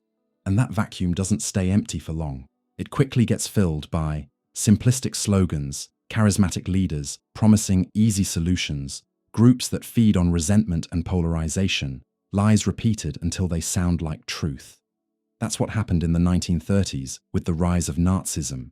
That's what happened in many other democracies that collapsed under the weight of indifference and fear. And, as Arendt suggests, it can happen again if we forget that freedom needs to be cultivated every single day. Today, we live in a new wave of democratic crises. Institutions are under attack. Public trust is falling apart. Authoritarian speeches are coming back and getting applause. We see it in many places around the world. Leaders elected democratically who later undermine the rules of the game. Frustrated populations who give up rights in exchange for promises of order. A growing belief that politics is useless or inherently dirty. All of this shows what Arendt already saw coming. Democracy only works when there are people willing to live publicly. When there are citizens, not just consumers, voters, or spectators. And when that kind of commitment disappears, authoritarianism stops being a distant risk and becomes a real temptation. In The Human Condition, Arendt describes 3 types of human activity. Labor, work tied to basic survival. Work, producing things, building a more lasting world. Action, political activity, done with others, unpredictable, among equals. Of these 3, the only one that can found freedom is action. For Arendt, action isn't just voting or going to protests. It's stepping into the arena, opening space for dialogue, helping to build the kind of world we want to live in. It's being willing to be seen, to be heard, and to act, even when there's no guarantee it will work. That's why she insists. Political freedom is not a gift. It's a constant practice. And when we stop practicing it, it weakens until it disappears. Often, walking away from political freedom hides behind neutrality. Phrases like, politics only causes trouble. There's no point getting involved. I'd rather just take care of my own life. Sound harmless, but they're signs of democracy drying out. For Arendt, this withdrawal opens the door for authoritarian forces to take the citizen's place, and she warns, when everyone refuses to act, the space of politics is taken over by domination. So staying out of it is not neutral. It has political consequences. It is a choice, and a dangerous one. In times of crisis, authoritarian speeches gain strength because they offer what disappointed citizens are craving: security, simplicity, identity. Arendt saw this up close in Nazi Germany and described, in The Origins of Totalitarianism, how totalitarian regimes seduce people by promising to restore order, by inventing internal and external enemies, by destroying truth and imposing a single official narrative. Today, we see similar strategies. Blaming scapegoats, immigrants, minorities, journalists, undermining institutions, spreading disinformation at scale, turning public debate into a kind of permanent war. Authoritarianism doesn't always arrive with tanks. It arrives with promises. It doesn't always break down the door. It wins elections. Another key concept from Arendt is the banality of evil, which she developed while reporting on the trial of Adolf Eichmann, one of the men responsible for the Holocaust. Eichmann wasn't a monster in appearance. He was an ordinary man, bureaucratic, obedient, and that was the scariest part. Evil, she said, is not done only by fanatics. It becomes possible when people stop thinking, when they just obey, repeat, and follow the crowd without moral reflection. That idea speaks directly to our time. Freedom doesn't only die through big, dramatic acts. It dies through silent omissions. It unravels in the everyday, when we give up thinking critically, acting bravely, and taking part in building a shared world. How do we protect the freedom we've gained? If freedom isn't guaranteed, what can we do to defend it? Arendt gives us some clear hints. Exercise your citizenship. Go beyond voting. Get involved. Ask questions. Organize. Cultivate critical thinking. Democracies need people who can reflect, not just repeat what they hear. Resist fear-based rhetoric. Authoritarianism feeds on panic. Hold on to calm and clarity. Rebuild public space. Restore the bonds of living together. Talk to people who think differently. Don't normalize the absurd. When something goes against basic ethics, don't shrug it off as normal. Name it. Call it out. Respond. Freedom needs presence, not just memory. A lot of people talk about freedom in the past tense. We conquered democracy. We brought down the dictatorship. Our rights are guaranteed. But as Arendt emphasizes, freedom doesn't survive on memory alone. It needs presence, action, ongoing attention. It's like a plant. If you stop taking care of it, it doesn't die all at once. It slowly dries out. And by the time we notice, we may already be breathing the thin air of a system where freedom is just a word in speeches, not a lived reality. Don't sit out. Freedom depends on you. Arendt reminds us, with sharp clarity, political freedom requires constant public action. Don't sit out. Every time we choose silence, passivity, or staying out of it, freedom steps back. And authoritarianism moves 2 steps forward. We don't need heroes. We need citizens. Citizens who think, who act, who care. Because freedom won't be destroyed in one single moment. It will be forgotten, dismissed, wasted. The real question is, are we taking care of the freedom we received, or just waiting to lose it? We live surrounded by promises of happiness, status, beauty, youth, pleasure, success. All the time, screens flash. You need this. Apps whisper, this will make you feel better. Social media shouts, you're falling behind. We're free to consume. But is that freedom really setting us free? Or are we stuck in an endless race where desire is never satisfied? It just turns into more desire. To face this deep question, we turn to one of the greatest teachers of the human mind, Siddhartha Gautama, the Buddha, whose wisdom crosses centuries and speaks directly to our modern dilemmas. In the Dhammapada, one of the oldest collections of Buddha's teachings, we find a central, direct, and transformative truth. From craving comes suffering. Whoever overcomes craving finds peace. For the Buddha, the root of suffering is not pain itself, but craving, that restless, insatiable wanting. It's the attachment to what we don't have, or to what we're afraid of losing. It's not the world that makes us suffer, but the way we cling to it. The constant wanting, the feeling that something is missing, the it's still not enough. That cycle is what traps the mind and the life. Suffering, according to Buddha, isn't a punishment. It's a consequence. It's the natural result of living as if something outside of us could finally fill what we feel is missing inside. In today's society, this logic of craving is pushed to the limit. The economy runs on a machine that needs you to want all the time. And not just want, you must want more, always more. More speed, more connections, more stuff, more success, more visibility. This more isn't neutral.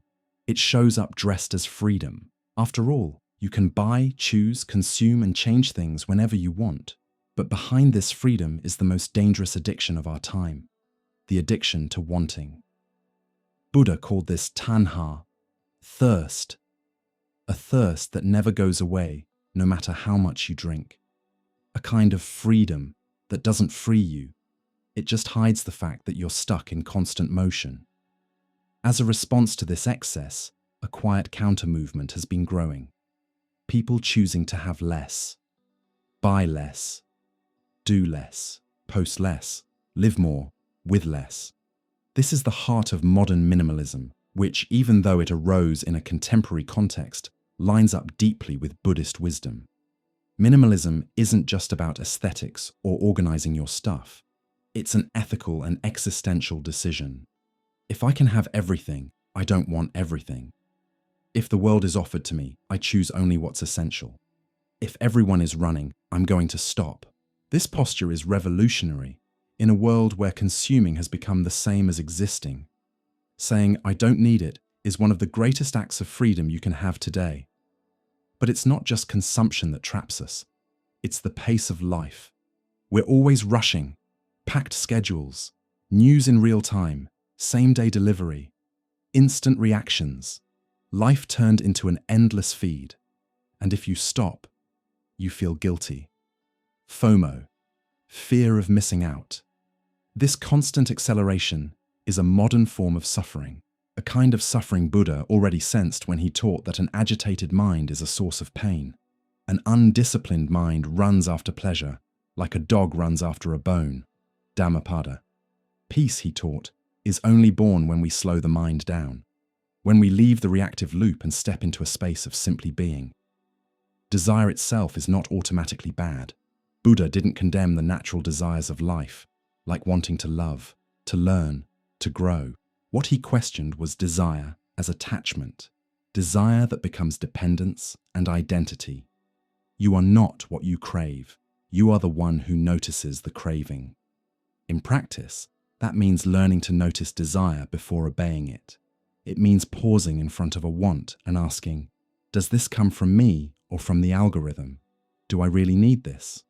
Will this free me or chain me even more? That kind of awareness is the first step toward real inner freedom. We live in a time that says freedom is being able to do anything. But maybe the deepest kind of freedom is not needing everything anymore, not needing to prove anything, not needing to keep up with everything, not needing to buy the latest release, not needing to be everywhere.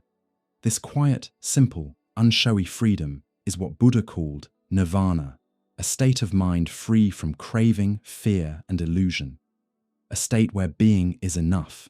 And no, that's not running away from the world. It's a different way of being in the world, without being dragged by it. How to practice wanting less in everyday life. Buddha's teachings are practical. Even in our fast-paced world, they can show up like this. Watch the impulse before you act. You wanted something.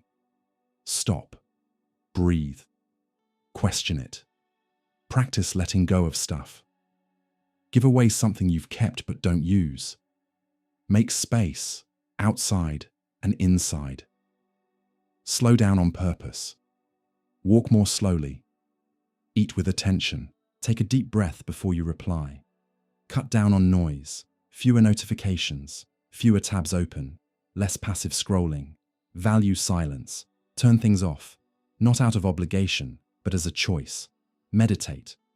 Meditation is training for inner freedom, learning to see desire and let it pass.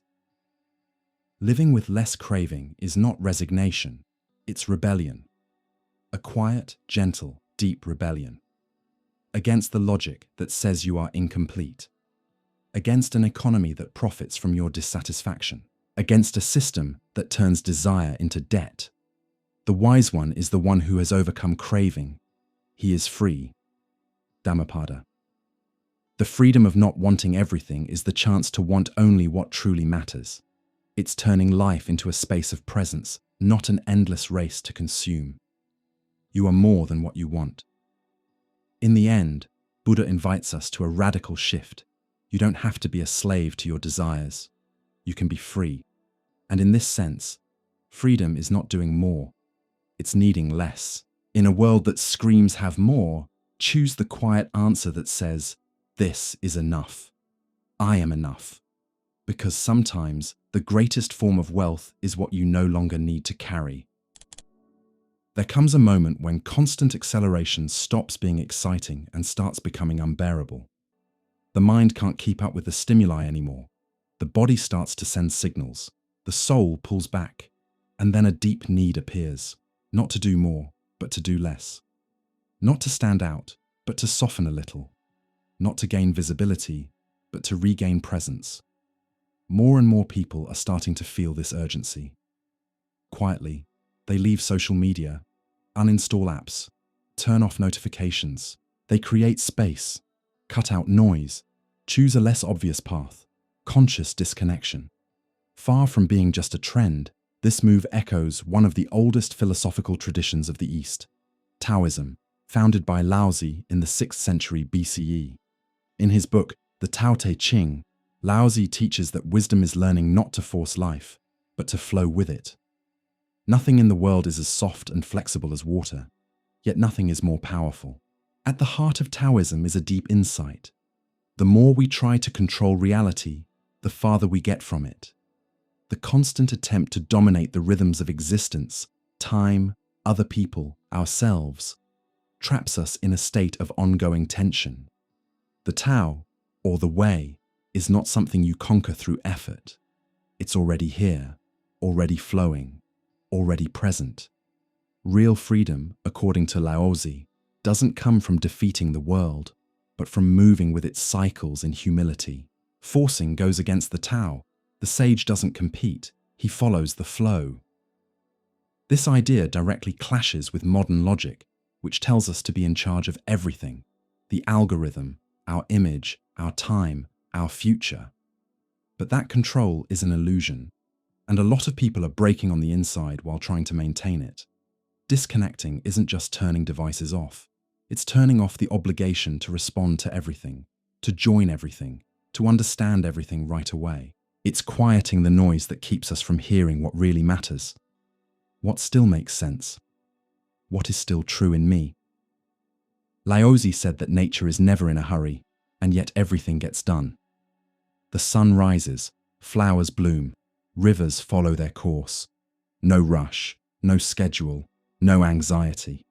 We are part of that, but we forget. When we step back a little from artificial demands, we start hearing what we'd been ignoring: the cycles of our own body, the need for rest, the pleasure of time without a purpose, the wisdom of silence. That's why many people, when they leave social media, don't report loss. They report relief. They stop being a shop window and start feeling whole again. One of the central concepts of Taoism is Wu Wei, usually translated as non-action, but not in the sense of doing nothing. It's action without strain, without resistance, without ego. It's doing what needs to be done, at the right moment, in a natural way. A river doesn't have to push itself. It simply flows.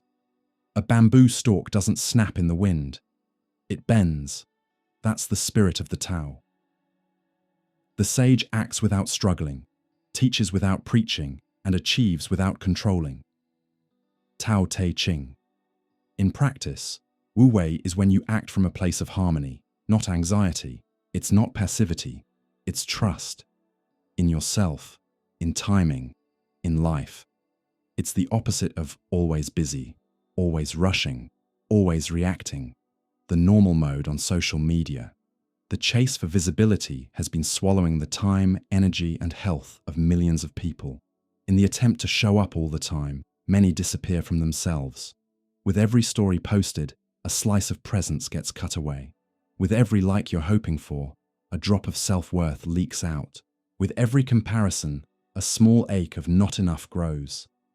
Laozi never talked about social media, but he did warn against the urge to show off, to be important, to always be seen.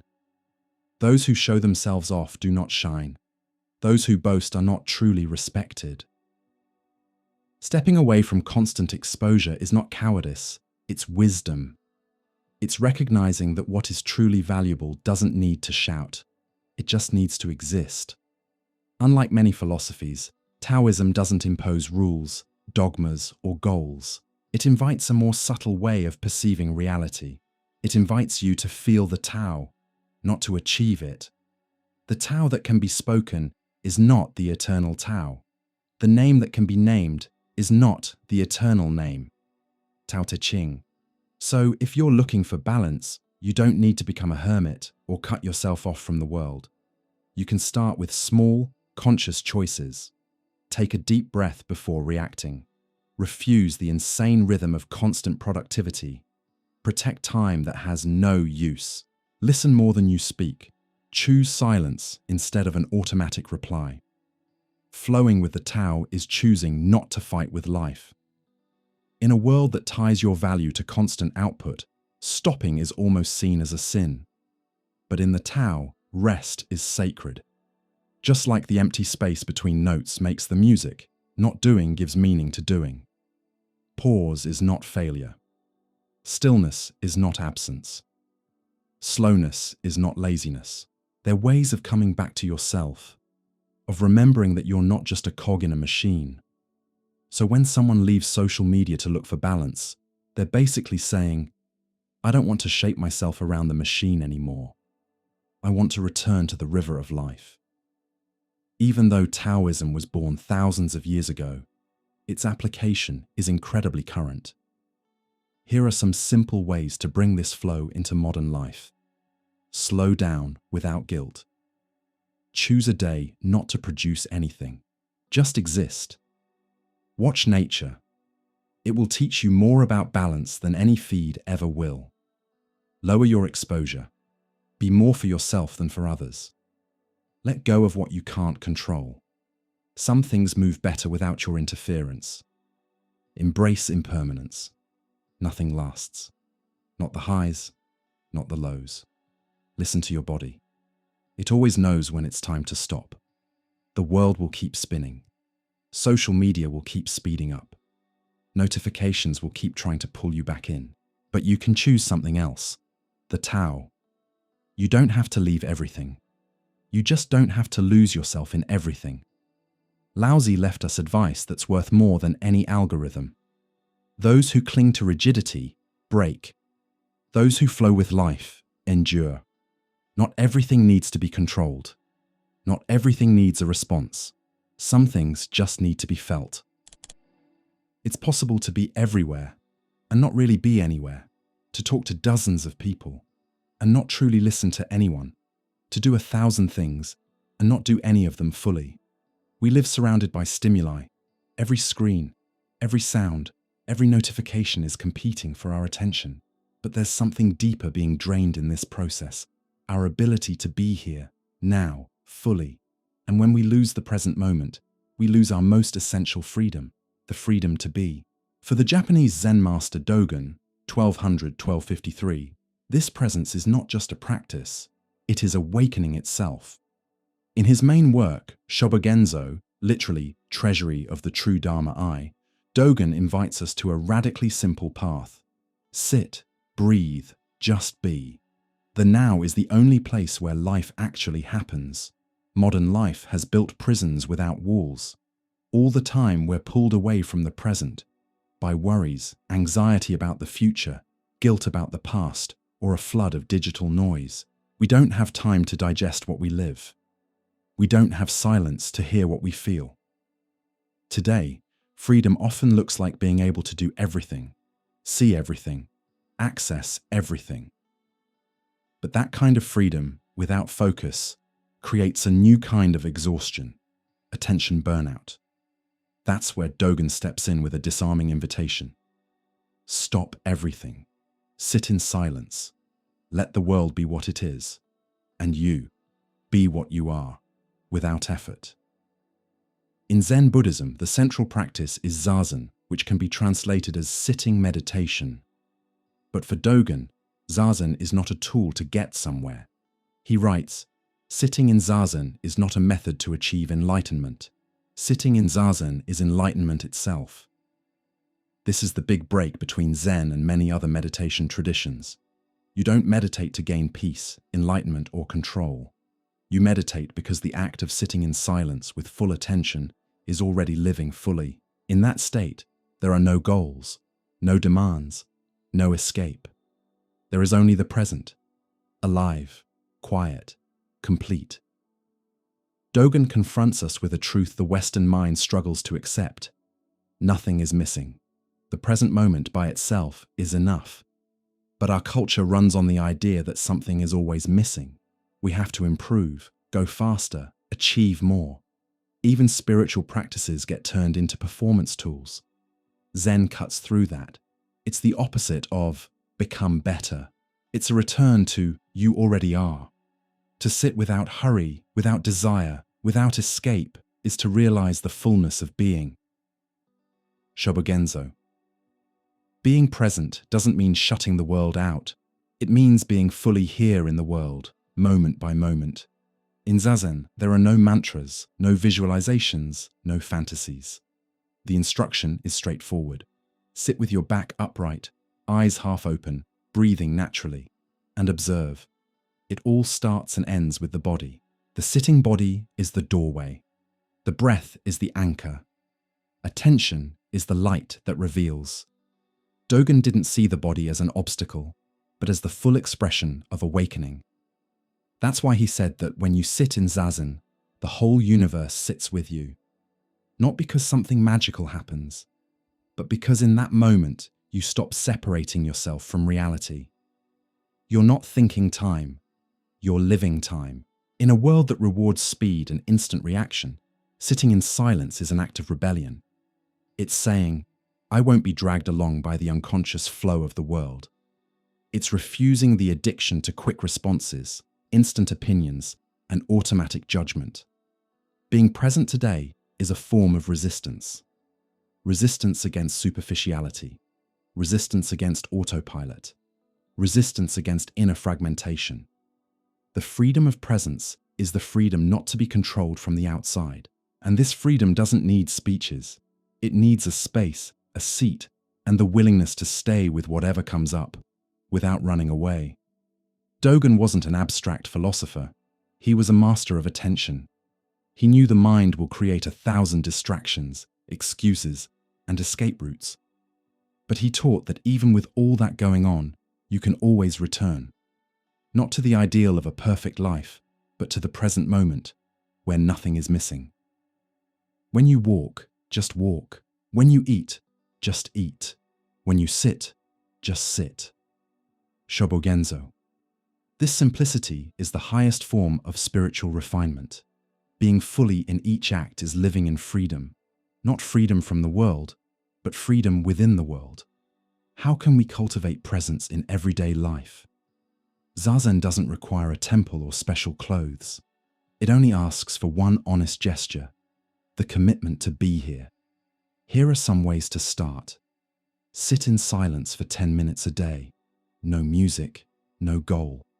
Just breathe. Turn off stimuli for a while. A moment without your phone is a gift to your mind. Do one thing at a time. Say no to multitasking. Say yes to depth. Watch your mind without fighting it. Thoughts will come. You don't have to follow them. Be fully present in simple rituals. Washing your hands, drinking tea, walking, all of it can be presence practice. There's a common illusion. That time is going by too fast. But is it time that's running? Or are we the ones who are never where time actually is, in the now? Dogen taught that time is not something slipping away from us. He said, time is being, and being is time. In other words, being free is being in real time, not lost in fantasies or projections. That's the core of freedom for him. the freedom to be fully where life is happening. You don't need to travel to the east or collect techniques. Freedom is in the floor beneath you right now, in the air going in and out of your lungs, in the body that feels, the mind that watches, the breath that holds you here. Freedom is presence, and presence is a courageous act. Because when you're truly present, you meet everything you've been avoiding and everything that really matters. Dogen didn't want you to get enlightened someday. He wanted you to be free here and now, simply by being fully alive in this moment.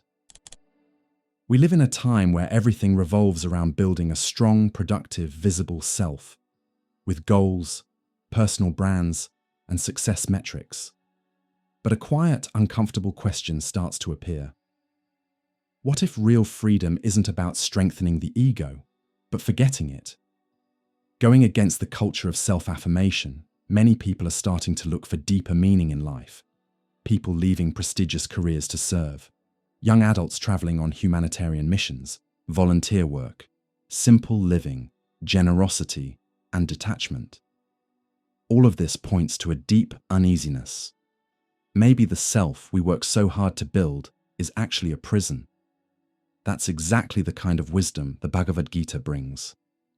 One of the most sacred texts of Hinduism, written over 2,000 years ago, and maybe more relevant now than ever. In the Bhagavad Gita, we meet the warrior Arjuna, frozen on the battlefield, torn between his duty and his fear of acting. He's in crisis, not because he's a coward, but because his ego is at war with the deeper truth of his existence. That's when Krishna, the divine presence, reveals one of the core truths of the Gita. You have the right to action, but not to the fruits of action. That line cuts right through the modern ego. It reminds us that action is not about getting, winning, or showing off. It's about serving the flow of life. And that freedom begins when the ego stops being the center of everything. The Gita presents several spiritual paths, but one stands out for its practicality and depth.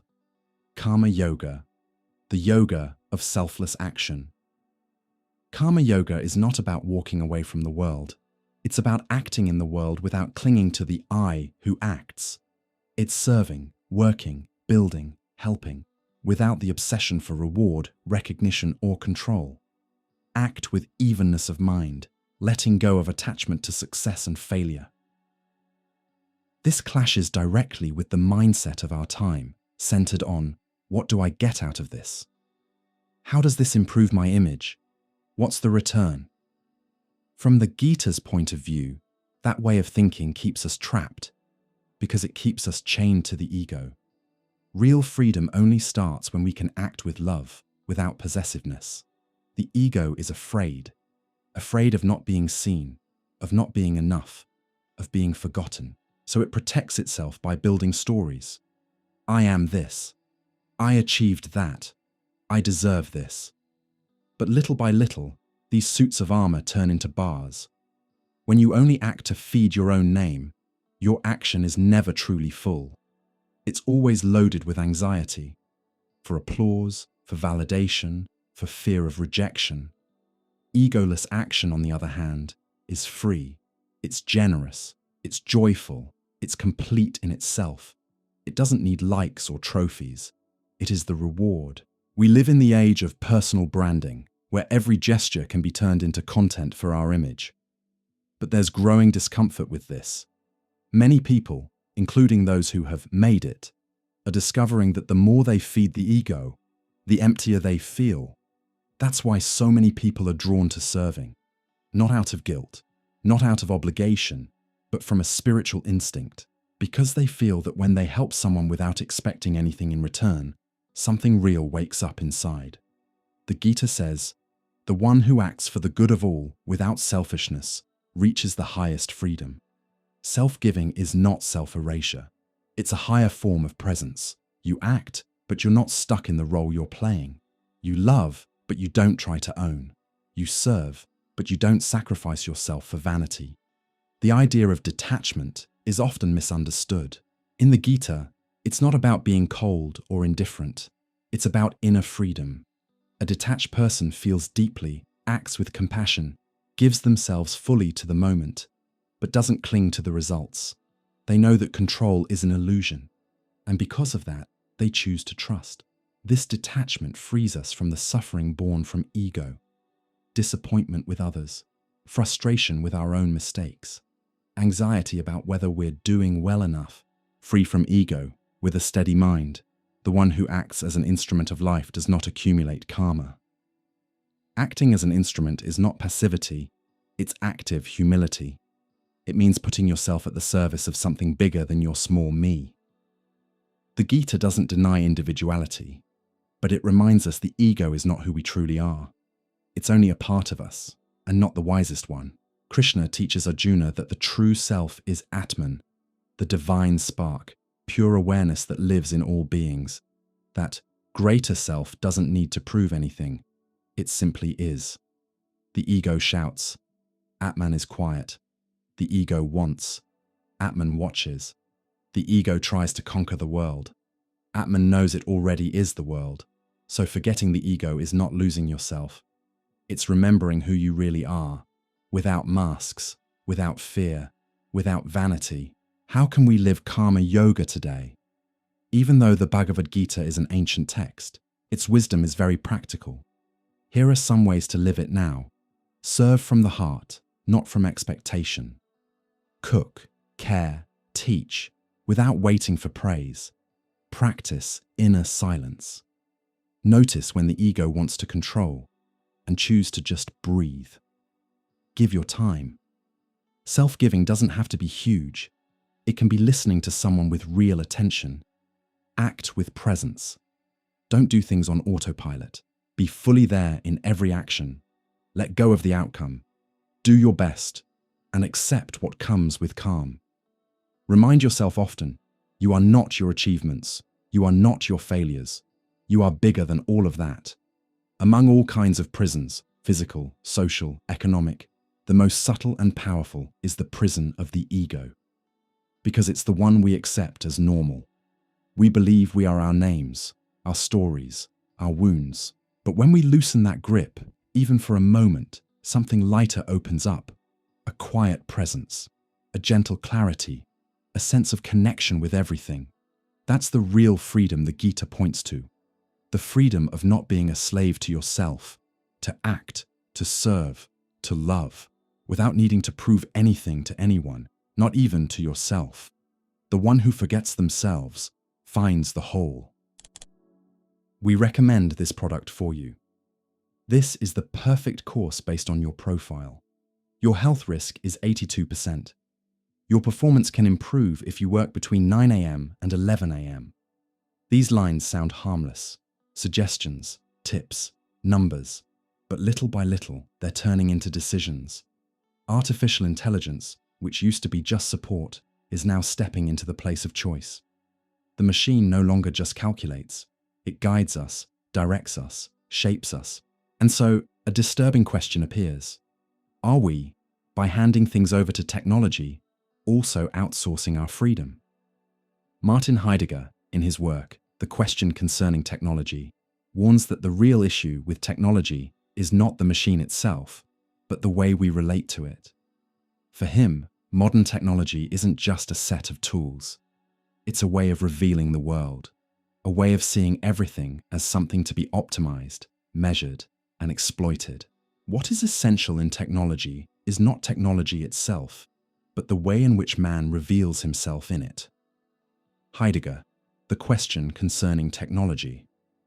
Heidegger calls this way of seeing enframing, Gestell, the moment when everything, including human beings, is reduced to a usable resource. You stop being someone who chooses and slowly become someone managed by data. Today, algorithms predict what we'll buy, suggest movies, hint at medical diagnoses, and even point us to potential partners. It feels convenient, rational, efficient. But that efficiency has a hidden cost. It pushes us toward passivity. The less we choose, the more we are conditioned. The more we accept suggestions, the more our desires are shaped by them. Heidegger would say we're moving away from being, from an authentic experience of existence, and closer to an automated, pre-programmed way of living. The danger does not lie in the use of technology, but in the forgetting of being that it can bring about. Heidegger. This isn't nostalgic anti-tech talk, it's a spiritual warning. Technology should serve human beings, not shape what it means to be human. Delegating is comfortable. Letting AI choose the best career, the ideal diet, the most efficient financial plan, the most compatible partner, sounds practical. Less effort, less risk, more accuracy. But something essential gets lost along the way. Our existential responsibility to choose. Choosing means making mistakes, doubting, hesitating, walking in the dark. That very uncertainty is what makes life real and human. Heidegger reminds us that the human being is not a problem to be solved. We are a mystery to be lived, and no matter how advanced it is, technology cannot live life for us. In the logic of technology, everything that can't be measured tends to be pushed aside. Emotions, hard to quantify. Intuition, not reliable. Silence, doesn't produce anything. Spirituality, useless for optimization. But it's exactly in those spaces that the mystery of being lives. The truth of existence doesn't fit into charts. Freedom can't be predicted. Life is not efficient. Heidegger points to this when he says that the worst danger of technology is not destroying what's human, but making us forget what it means to be human. The greatest danger is that man may lose the sense of his own being. Heidegger. Ironically, the more we hand over to machines, the better things work. But at the same time, more and more people report emptiness, confusion, and inner disorientation. It's like we're living a technically perfect life, but spiritually hollow. Optimized careers, but no passion. Monitored bodies, but no real vitality. Efficient relationships, but no depth. Because meaning doesn't come from logic. It comes from presence. And a machine, no matter how advanced, can't teach us how to be in the world with a soul. For Heidegger, to be free is to open yourself to being. To be available to whatever truth is showing up.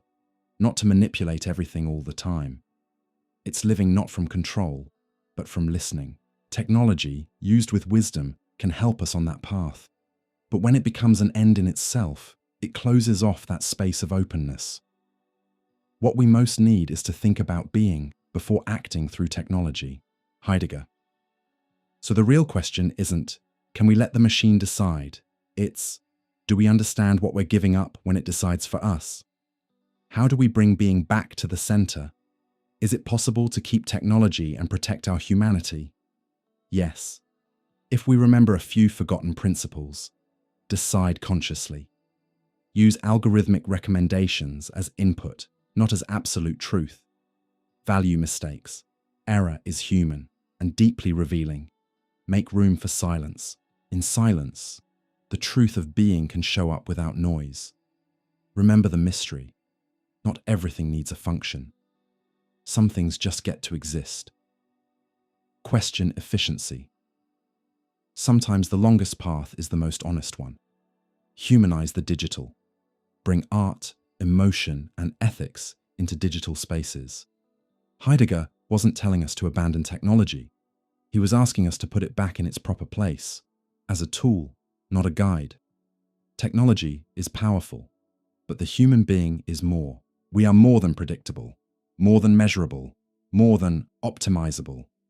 When we let the machine make all the decisions, we don't gain freedom. We lose the soul of the world. So real wisdom today is knowing how to use technology without being used by it. To put AI at the service of life, art, care, and authentic existence. Technology does not reveal being, it hides it unless it is lit up by thought. Heidegger. We still have a choice. We can still decide to see technology as a means, not the end. We can still look beyond the data and see the human being as a living mystery. Freedom, in this century, may not be about doing everything. It may be about choosing what not to hand over. Saying, this the machine can do, That only I can feel. This only I can be. Because the truth of being can't be calculated. It can only be lived. Imagine a future where parents can choose their children's physical, cognitive, and emotional traits before they are even born, choosing eye color, IQ, immune resistance, ideal height, athletic potential. This scenario, which used to belong only to science fiction, is already starting to become a real possibility. With the advance of genetic editing technologies like CRISPR-Cas9 and genome mapping becoming more and more accessible, a new and complex frontier of freedom appears. The freedom to change our own biological essence. But along with this possibility, a deep question comes up. One that can't be answered only by engineers or geneticists. Are we about to cure diseases, or are we creating a new kind of inequality? Are we actually evolving as a species, or just practicing eugenics under a new name? Confucius's ancient philosophy, even though it was written over 2,500 years ago, offers a powerful ethical lens to think about this dilemma. Confucius lived in a time marked by wars, moral corruption, and the collapse of traditional values. In the middle of that chaos, he proposed an ideal of moral order based on harmony, virtue, and collective responsibility. For Confucius, every action should be judged not only by what it can do, but by the impact it has on the web of human relationships. In his words, the superior person seeks harmony, not uniformity. This teaching is crucial when we think about genetic engineering. The technology allows uniformity, control, and standardization, but life and society are sustained by diversity, unpredictability, and interdependence. The freedom to edit genes has to be weighed against a key Confucian question. Does this decision contribute to the harmony of the whole, or only to the benefit of a few? The genetic revolution promises miracles, wiping out hereditary diseases, increasing lifespan, and reducing physical suffering. Who wouldn't want to prevent a child from being born with a serious condition?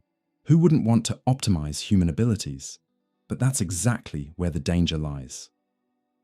The line between treatment and enhancement is very thin. Once we move beyond curing and start improving, who decides what the ideal human is? And even more serious, if we start selecting lives based on performance, appearance, or potential, what happens to those who are born outside this new standard?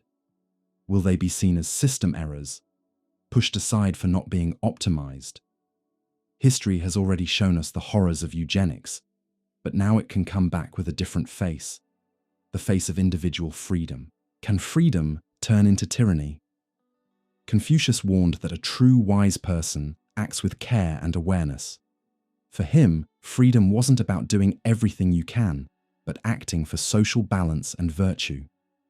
Before you act, look, does this create justice? Does it promote the common good? Is it in tune with the way, the right path? Paraphrased from the Analects, genetic editing, without a shared ethical direction, can easily turn freedom into domination. Domination of the rich over the poor, of the enhanced over the natural, of efficiency over compassion. Because if only some can afford genetically optimized humans, we'll be creating a new biological aristocracy, a new class system, not social, but genomic. And ironically, the search for individual freedom could lead to a more exclusionary society than ever. Confucius valued the development of virtue far more than looks or natural talent. For him, character was more important than gifts. True greatness showed up in how a person dealt with their limitations. Nobility lies in the effort, not in perfection. Analects 7.3, interpretive reading. If we start trying to remove every form of weakness, sadness, or difference, we'll also be killing what makes us human as a shared experience.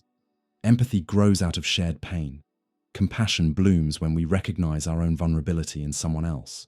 Confucian society wasn't built on genetic competition, but on mutual care, moral hierarchy, and respect for traditions that protect the collective.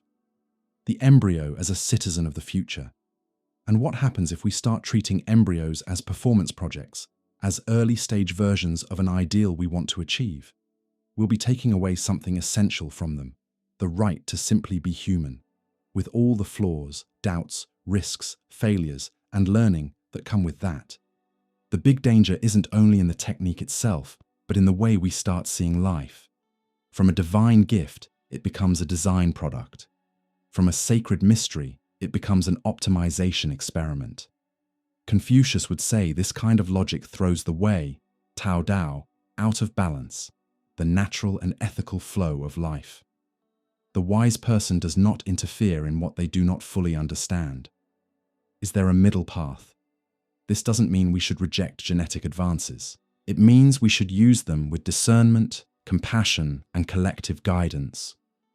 Confucius talked about the doctrine of the mean, Zhongyong, as an ethical ideal, not the extreme of total control and not the extreme of neglect, but a path of balanced action guided by virtue and social responsibility.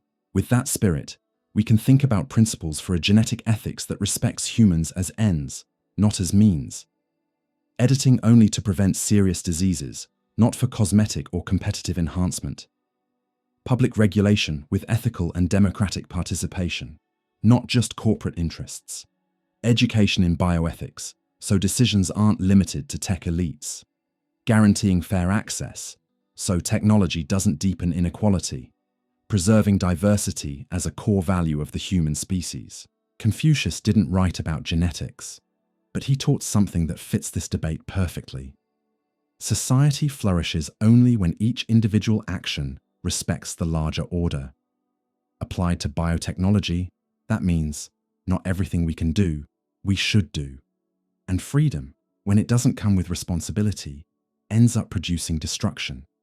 The genetic future won't be decided only in laboratories. It will also be decided in ethical councils, classrooms, family conversations, and political choices.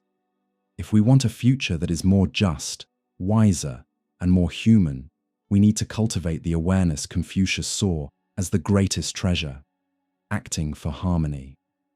Technology moves faster than ethics, but we can still pause, think, and ask, just like Confucius would. Does this action respect the way of life? Does it create balance or exclusion? Am I moving out of vanity or out of compassion? Human beings can now touch the code of life. But that doesn't make us gods. Wisdom is knowing our limits and acting with reverence. Freedom, autonomy, a fresh start. Those words sound like promises when people talk about colonizing Mars. For some, this dream is the peak of human achievement, a world without corrupt politics, a planet with no history, fresh soil where everything can be reinvented, absolute freedom, clean, pure, controllable. But is freedom without roots, without bonds, without history, without community, still freedom? Or does it become exile, voluntary, quiet, but devastating? This is where Albert Camus' philosophy, especially in The Stranger, sheds some light. Freedom that ignores the other ends in indifference. And indifference is the deepest form of alienation. The project of colonizing Mars, led by Elon Musk and companies like SpaceX, is moving forward with determination. The vision is clear. Send humans to the red planet, build self-sustaining colonies, and eventually turn Mars into a second home for humanity. The motivation sounds noble, to guarantee the survival of our species, to explore the unknown, to push the limits of what's possible. But there's a quiet layer under this desire, a drive to escape the world, to escape Earth with its conflicts, climate chaos, limits, and imperfections, to escape the other, to escape the past, to escape our own human condition. Camus, thinking about the absurdity of existence, would warn us. Running away from the absurd doesn't solve it. It just separates us from what could still be lived with meaning. In The Stranger, Meursault, the main character, lives without deep bonds. He is free in a radical sense. He acts without justification, feels little, doesn't really connect. But that extreme freedom doesn't set him free. It isolates him. And when death comes close, he finds himself face to face with emptiness. Colonizing Mars if it's done without deep philosophical and ethical reflection, risks ending up the same way, a place where everything is possible, but nothing has history, memory, or shared meaning. Human life is not just biological, it's symbolic. It's made of emotions, stories, traditions, imperfections, things you can't pack into a rocket. Sending a human to Mars is not like planting a tree in new soil. We take our culture, our trauma, our desires, and our contradictions with us. We want order, but we bring chaos. We want purity, but we don't know how to deal with our own shadow. We seek freedom, but we're afraid of the other. If Mars is colonized as an escape from Earth, it will just be the export of our same dilemmas into a new setting. Without Earth's gravity, maybe our bodies will adapt. But will our souls survive the absolute silence? The sky without a moon? The lack of trees, smells, childhood places, and shared history? Camus might say, "You can't truly live in a world that has been stripped of what makes it human." The idea of total freedom, with no limits and no outside rules, is seductive. But as Camus shows in The Myth of Sisyphus, life only gains meaning when we face the absurd with awareness, not when we run from it. Here on Earth, our freedom is imperfect. It's limited by laws, societies, time, and death. But it's exactly inside those limits that the value of choice is born. A colony on Mars could have everything controlled: simulated climate, artificial food, predictable cycles. But if we remove unpredictability, we also remove the experience of freedom as responsibility. Life turns into an experiment, and the human being becomes an object. Camus warned that when a person loses their connection with meaning, they become a prisoner of the absurd. And one of the most dangerous ways to deal with the absurd is technological nihilism, the belief that more tech solves any emptiness. If there's suffering, we create a drug.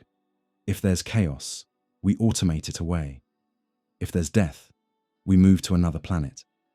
But the human being isn't just a problem to be solved. We're a mystery to be lived. And when technology forgets that, it becomes a tool of alienation.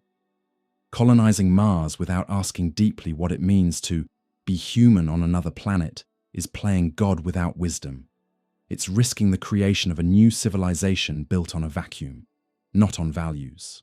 Camus believed that the meaning of life isn't in escaping pain, but in creating bonds of solidarity in the middle of it. In The Plague, his characters don't defeat suffering. They face it together. That's what makes a true community. Not the absence of flaws, but the presence of care. And real freedom only blossoms when it's shared. Man is the only creature who refuses to be what he is.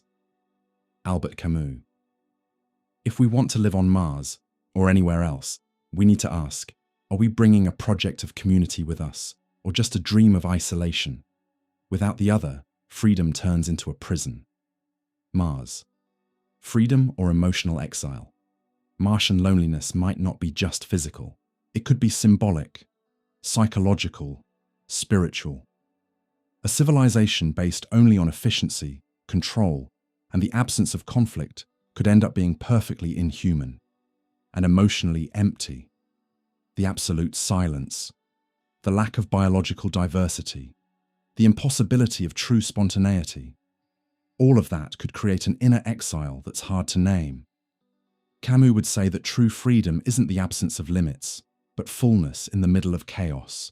It's feeling the absurd and still choosing hope, art, and love. This isn't about rejecting science or progress. The push toward Mars can be beautiful, bold, and inspiring.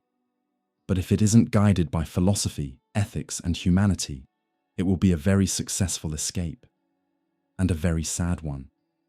Camus would remind us that humans need more than oxygen. We need meaning. We need belonging. We need real presence. And no pressurized capsule will give us that, unless we also bring a sense of community and care.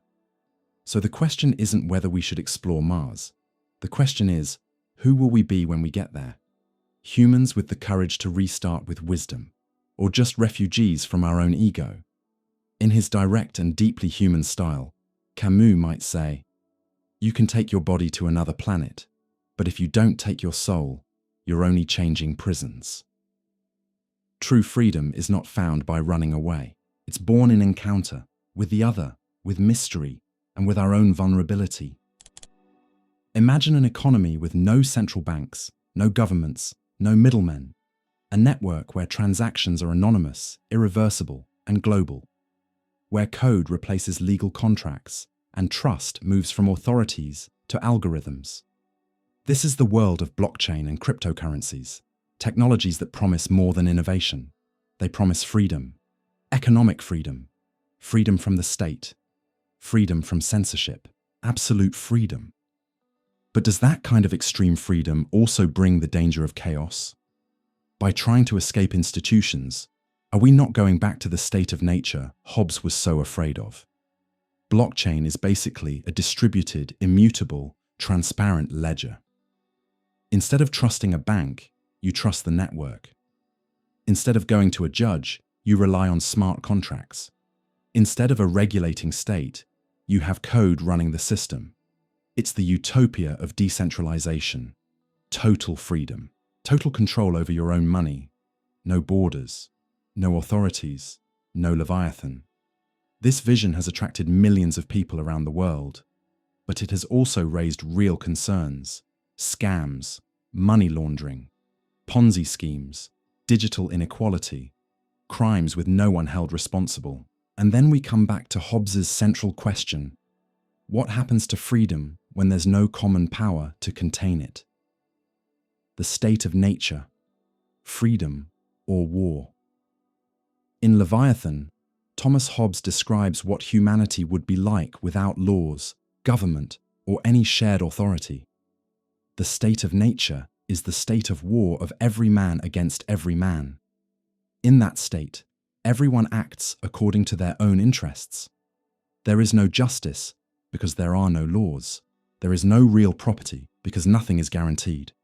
There is no trust because anything can be taken from you at any time. That's why, according to Hobbes, people agreed to give up part of their freedom in exchange for security. They created the state, the social contract. They placed power above themselves, the Leviathan, to guarantee peace. Now, centuries later, blockchain wants to flip that move. Take power away from the state. Give power back to the individual. Rebuild order with no rulers. But is it really possible to have total freedom without sliding back into chaos? Cryptocurrencies have brought a lot of innovation, but they've also opened the door to nearly perfect crimes. In 2022, a single NFT project scam stole around $600 million. There are coins created just for pump and dump, inflate the price, and disappear with the gains. Money laundering through anonymous blockchains is growing fast. Crypto guru schemes promise financial freedom and leave crowds of victims behind. These are symptoms of what Hobbes warned about. Where there is no law, there is no injustice. But there is also no justice. Freedom without limits can easily turn into a license to exploit. And when there are no clear rules, the smartest and most ruthless take advantage of the most naive. Hobbes believed that, in the state of nature, there is no genuine trust, only temporary deals driven by fear. Ironically, blockchain is a technology built on distrust. It works precisely because no one has to trust anyone else. Code guarantees everything. The network validates. The logic is mathematical, not moral. But there's a cost. Distrust becomes the default. Isolation becomes your defense. Relationships become cold, automated, impersonal. In this context, digital freedom risks turning into freedom with no bonds, and therefore, no real community. And for Hobbes, without community, there is no society.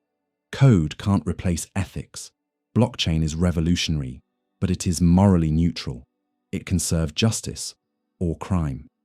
It all depends on human use, and that's where political philosophy comes in. Because technical freedom without ethical responsibility is an invitation to abuse. It's like handing a loaded gun to a child or an open vault to a stranger. Hobbes believed civil peace depends on clear laws, legitimate power, and respected agreements. There is no real freedom without a shared order. In the crypto world, that means creating global rules for protection, fighting fraud with real laws. Regulating, yes, but with balance, without killing innovation. The illusion of the totally free market. Many blockchain defenders reject any kind of state regulation in the name of a totally free market. But Hobbes would remind us, absolute market freedom can become the slavery of the weakest. Without rules, the strongest set the terms. Without justice, a contract is just a formality. Without regulation, the system doesn't fix abuse, it multiplies it. Decentralization is a valid ideal, but if it isn't paired with collective mechanisms of justice, it can turn into a jungle of private interests. The challenge isn't to destroy freedom, it's to structure it with responsibility. Blockchain? Yes. Anarchy? No. It's possible to imagine a future where blockchain coexists with public institutions instead of replacing them. States could use blockchain for secure voting, transparent public contracts, and tracking public funds. Governments could use tokens for smart social programs. Communities could build local economies based on digital trust without giving up legal protection. In other words, digital freedom can evolve as long as it doesn't destroy the foundations of collective justice.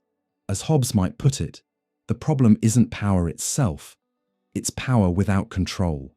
We are entering a new era, an era where money has no homeland. Contracts are lines of code, and key decisions aren't made in parliaments, but in protocols. This is the moment to renew the social contract. And that requires dialogue between developers, lawyers, philosophers, and regular citizens. Not to stop progress, but to make sure it doesn't destroy what makes society possible. Trust, justice, the link between freedom and responsibility. Do we still need a Leviathan on the blockchain? Not a tyrannical Leviathan that crushes freedom, but Leviathan as a symbol of a shared pact, an ethical regulator, a guardian of order, an arbiter that protects the small from the powerful and protects the system from itself. Without that kind of Leviathan, the risk is that blockchain, with all its promise of freedom, recreates exactly the state of nature Hobbes described, a digital war of everyone against everyone. In that world, freedom turns into the rule of the fastest, the most technical, the most opportunistic. Blockchain and cryptocurrencies really can change the world, but only if they are guided by a philosophy that understands freedom without limits is not freedom, it's domination in disguise. Leviathan, interpretive reading. The task, then, is not to burn down the old, but to rebuild the new with principles. To regulate, not to oppress, but to protect. To legislate, not to suffocate, but to bring balance. Because in the end, as Hobbes would say, peace only exists where there is a pact, and a pact only matters if everyone is protected by it. The promise is seductive. Personalized education, adapted to your pace, learning style, interests, and performance. Artificial intelligence analyzes every answer, every pause, every struggle, and offers exactly what you need to learn more, faster, better. It sounds like freedom. You choose what to learn in your own time, without depending on teachers, schools, or standardized tests. But what if that freedom is just a new form of control? What if, by being educated by algorithms, we're actually being trained, not formed, conditioned, not freed? This is where Michel Foucault enters the conversation, with his sharp view on power. He reminds us that the most dangerous kind of control is not the one that crushes you with violence, but the one that gently guides your choices and shapes you without you noticing. In Discipline and Punish and Microphysics of Power, Foucault shows that the modern school is not just a place of learning, it's also a disciplinary machine. It teaches content, yes, but also norms, behaviors, and ways of seeing the world. It's a factory of subjectivities. In the 19th century, classrooms looked like barracks or prisons, rows, strict schedules, constant surveillance. It was visible, physical, disciplinary power. Today, with AI in education, the classroom disappears. The teacher turns into software. The test becomes an algorithm, and power becomes invisible. But Foucault would warn us, power doesn't disappear, it becomes more refined.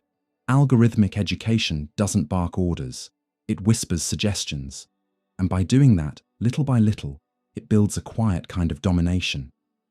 Personalization, or cognitive bubble. One of the biggest promises of AI in education is personalization. The idea is noble.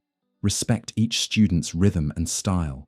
But personalization depends on data, a lot of data, and that data is used to predict what you should learn next.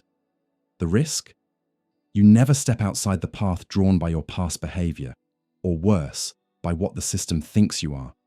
If you read mostly simple texts, the system avoids harder ones. If you show a preference for short videos, it avoids long readings. If you avoid controversial topics, it stops offering them. And without realizing it, you only learn what confirms what you already think. There's no conflict, no discomfort, no clash of ideas.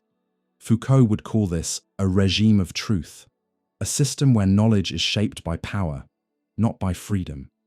A lot of people believe algorithms are neutral, but as Foucault would point out, every structure of knowledge is also a structure of power. Who writes the code? Who decides which learning paths are good? Who defines what success in education means?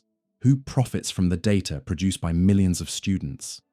Educational AI is not just a tool, it's a filter of what counts as knowledge.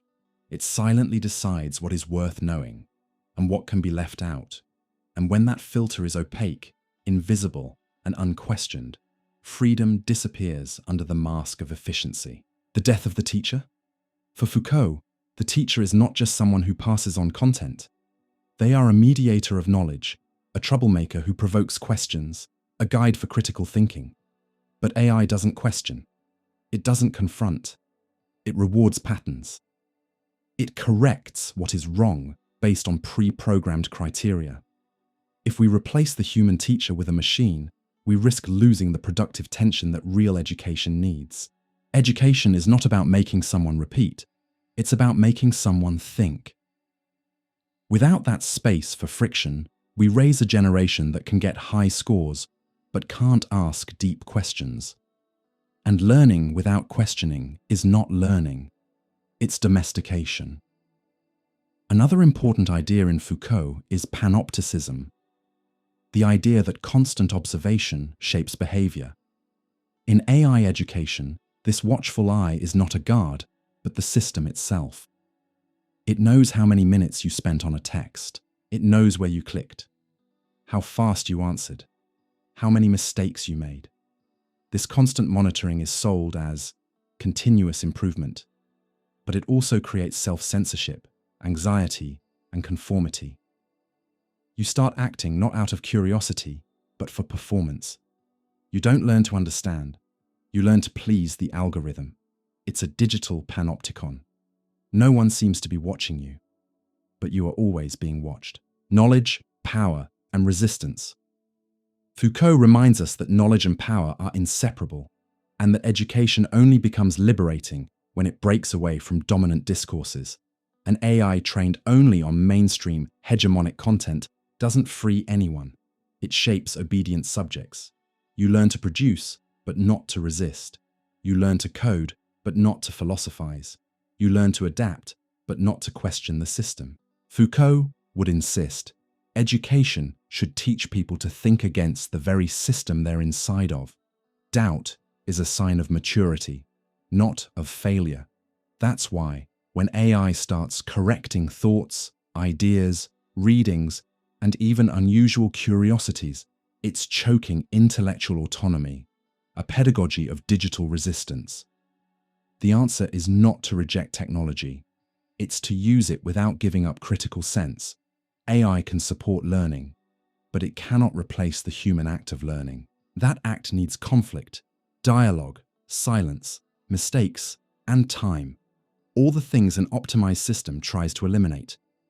We need a pedagogy of digital resistance, an education that uses AI as a tool, not as an authority, demands transparency in educational algorithms, puts ethics and philosophy at the center, not as side topics. preserves the teacher's role as a guide, not as a mere monitor, encourages doubt, friction, and critical thinking, even against the system itself. In the end, education is not about piling up data. It's about forming free minds. And a free mind is not the one that thinks fast. It's the one that thinks for itself. Foucault would say that every kind of knowledge creates a form of power, but we can turn that power into emancipation, not oppression. For that to happen, each student needs to remember, to learn is also to resist. Resist simplification, resist repetition, resist invisible control. The freedom to learn with AI is real, but it comes with a price, constant surveillance, and the risk of losing your own voice. Foucault teaches us that there is no liberation without critique, and that the greatest danger of modern times is not visible oppression, it's subtle alienation. So, whenever you use technology to learn, ask yourself, am I really learning, or just memorizing? Am I being formed, or just formatted? Is this content expanding my world, or trapping me inside my own bubble? Because at the end of the day, the machine can suggest, but your conscience is yours. For many people today, freedom feels like a lonely achievement. In the middle of social media noise, constant digital surveillance, and the breaking of human bonds, a strange and contradictory feeling grows. We are free, but we are alone. We can say what we think, but we're afraid. We can follow our own paths, but we're isolated. We can exist the way we want, but without any guarantee of being welcomed or understood. In an era of cancel culture, hyper-individualism, and polarization, freedom often becomes a lonely, defensive, and anxiety-filled exercise. This is where Simone de Beauvoir offers a powerful reflection. Freedom is not an island. It needs the other to become real. Without mutual recognition, there is no true freedom, only an existence suspended between fear and emptiness. In The Second Sex, Beauvoir shows how women were historically prevented from being fully free, but her argument goes beyond feminism. She questions the very structure of freedom in human existence. To be free, Beauvoir says, is not simply to do whatever you want. It's to assume yourself as a subject in the world, and at the same time, recognize the other as a subject too. In other words, freedom needs reciprocity. I am only truly free when the other recognizes my freedom, and I recognize theirs. Without this mutual recognition, freedom turns into loneliness. It becomes constant defense, endless self-justification, permanent tension, a freedom that feels like a state of war. Today, we have never been so free to express ourselves, but we've also never been so judged for it. A single post can trigger a pile-on. An opinion can lead to instant cancellation. Silence can be read as guilt. A question can be turned into an offense. The freedom to speak is mixed with the fear of being thrown out. That's the modern paradox. Freedom has turned into a minefield. Beauvoir would say this happens because we've lost the space of encounter. We're stuck in bubbles, defensive identities, and polarized narratives. There is no listening, no empathy, no real openness to the other. And without otherness, freedom stops being shared and becomes a trench. Cancel culture as a social phenomenon is more than public criticism. It is a brutal break in the possibility of dialogue. When someone is cancelled, they stop being seen as a free, thinking subject. They are reduced to a mistake, a label, a sentence. For Beauvoir, this is the opposite of existential ethics. To want freedom is to want the other's freedom as well. It's not about letting harmful behavior slide. It's about keeping open the possibility of change, about recognizing that the other can still be more than their worst moment. Without that, what remains is not justice, it's forced silence and generalized fear. Beauvoir believed that freedom is a collective project. It cannot be built only inside the self. It has to be lived with others. That takes effort. It takes living with difference. It takes being open to conflict without wanting to erase the other. In today's world, Where each side of the polarization believes it owns the truth, freedom gets squeezed. It becomes a moral battlefield. And the individual, surrounded by everyone else's certainty, retreats into isolation. But as Beauvoir warned, an isolated individual is not a free subject. They're in exile, exiled from community, exiled from dialogue, exiled from recognition. Digital loneliness, the invisible cost of freedom without connection. Social media promised freedom to connect, but often delivered a stage for performance and appearances instead. We're surrounded by profiles, but lack real presence. Surrounded by opinions, but without listening. Surrounded by connections, but starving for affection. Beauvoir said that human beings find fulfillment in shared action, in building meaning together, in the common search for a more just world. Without that, we're left with isolated individual freedoms floating in parallel bubbles. And the more we protect ourselves with filters, algorithms, and hard positions, the farther we move from the real experience of the other. The result? A sterile kind of freedom. A shout that echoes, but never gets an answer. Rejecting the other, silencing the other, erasing the other. All of this can look like defending freedom. But in reality, it's denying its very foundation. Beauvoir reminds us, the other is as essential to my existence as I am to theirs. In other words, it's not enough to be free. You also have to want the other to be free. And that means building bridges, not walls. A free society is not the one that shuts down every mistake. It's the one that faces mistakes with maturity, that corrects but doesn't exile, that educates but doesn't stone, that listens but doesn't impose. To be free takes courage, not just the courage to act, but to open up, to be seen fully, including in your mistakes, contradictions, and imperfections. In today's culture of quick judgment and rigid certainty, that kind of vulnerability is hard to hold. But it's necessary, because real freedom only exists when we can be fully human. And we can only be fully human in the presence of others. Beauvoir called this the ethics of ambiguity, the ability to hold the tension between self and other, between wanting and yielding, between being and being with. The freedom Beauvoir proposes is not loud. It doesn't need to humiliate, crush, cancel, or polarize. It's quietly revolutionary, because it calls us back to encounter, listening, and rebuilding human connection. In times when everyone wants to be right, Beauvoir invites us to something harder and nobler: create meaning together.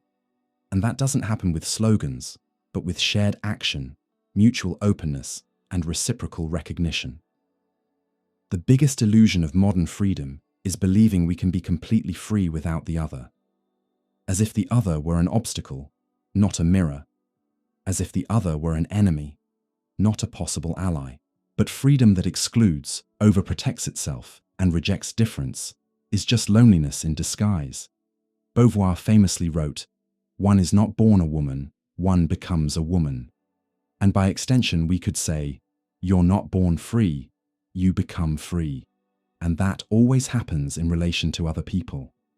In a time of polarized voices, symbolic exclusion, and freedom treated as pure individualism, the ethical challenge is to recover freedom as a collective project. That means criticize without destroying, oppose without hating, correct without canceling, fight without dehumanizing. Because in the end, no one is freed alone. Freedom is real when it's shared, when it is recognized, when it's held up by a community of free and imperfect human beings. If this video made you think, hit like. If it touched something in you, drop a comment below. I want to know what it sparked, what you discovered, what's still bothering you. If you know someone who needs to hear this, share it. Spreading philosophy today is an act of resistance. And of course, subscribe to the channel so you don't miss the next episodes. Here, we think together, with no rush, no formulas, no filters. Here, freedom is something we think about, feel, and share. There's a lot more on the way. So stick around and check out the other videos on the channel. Each one is a doorway into what really matters, living with awareness. See you in the next video.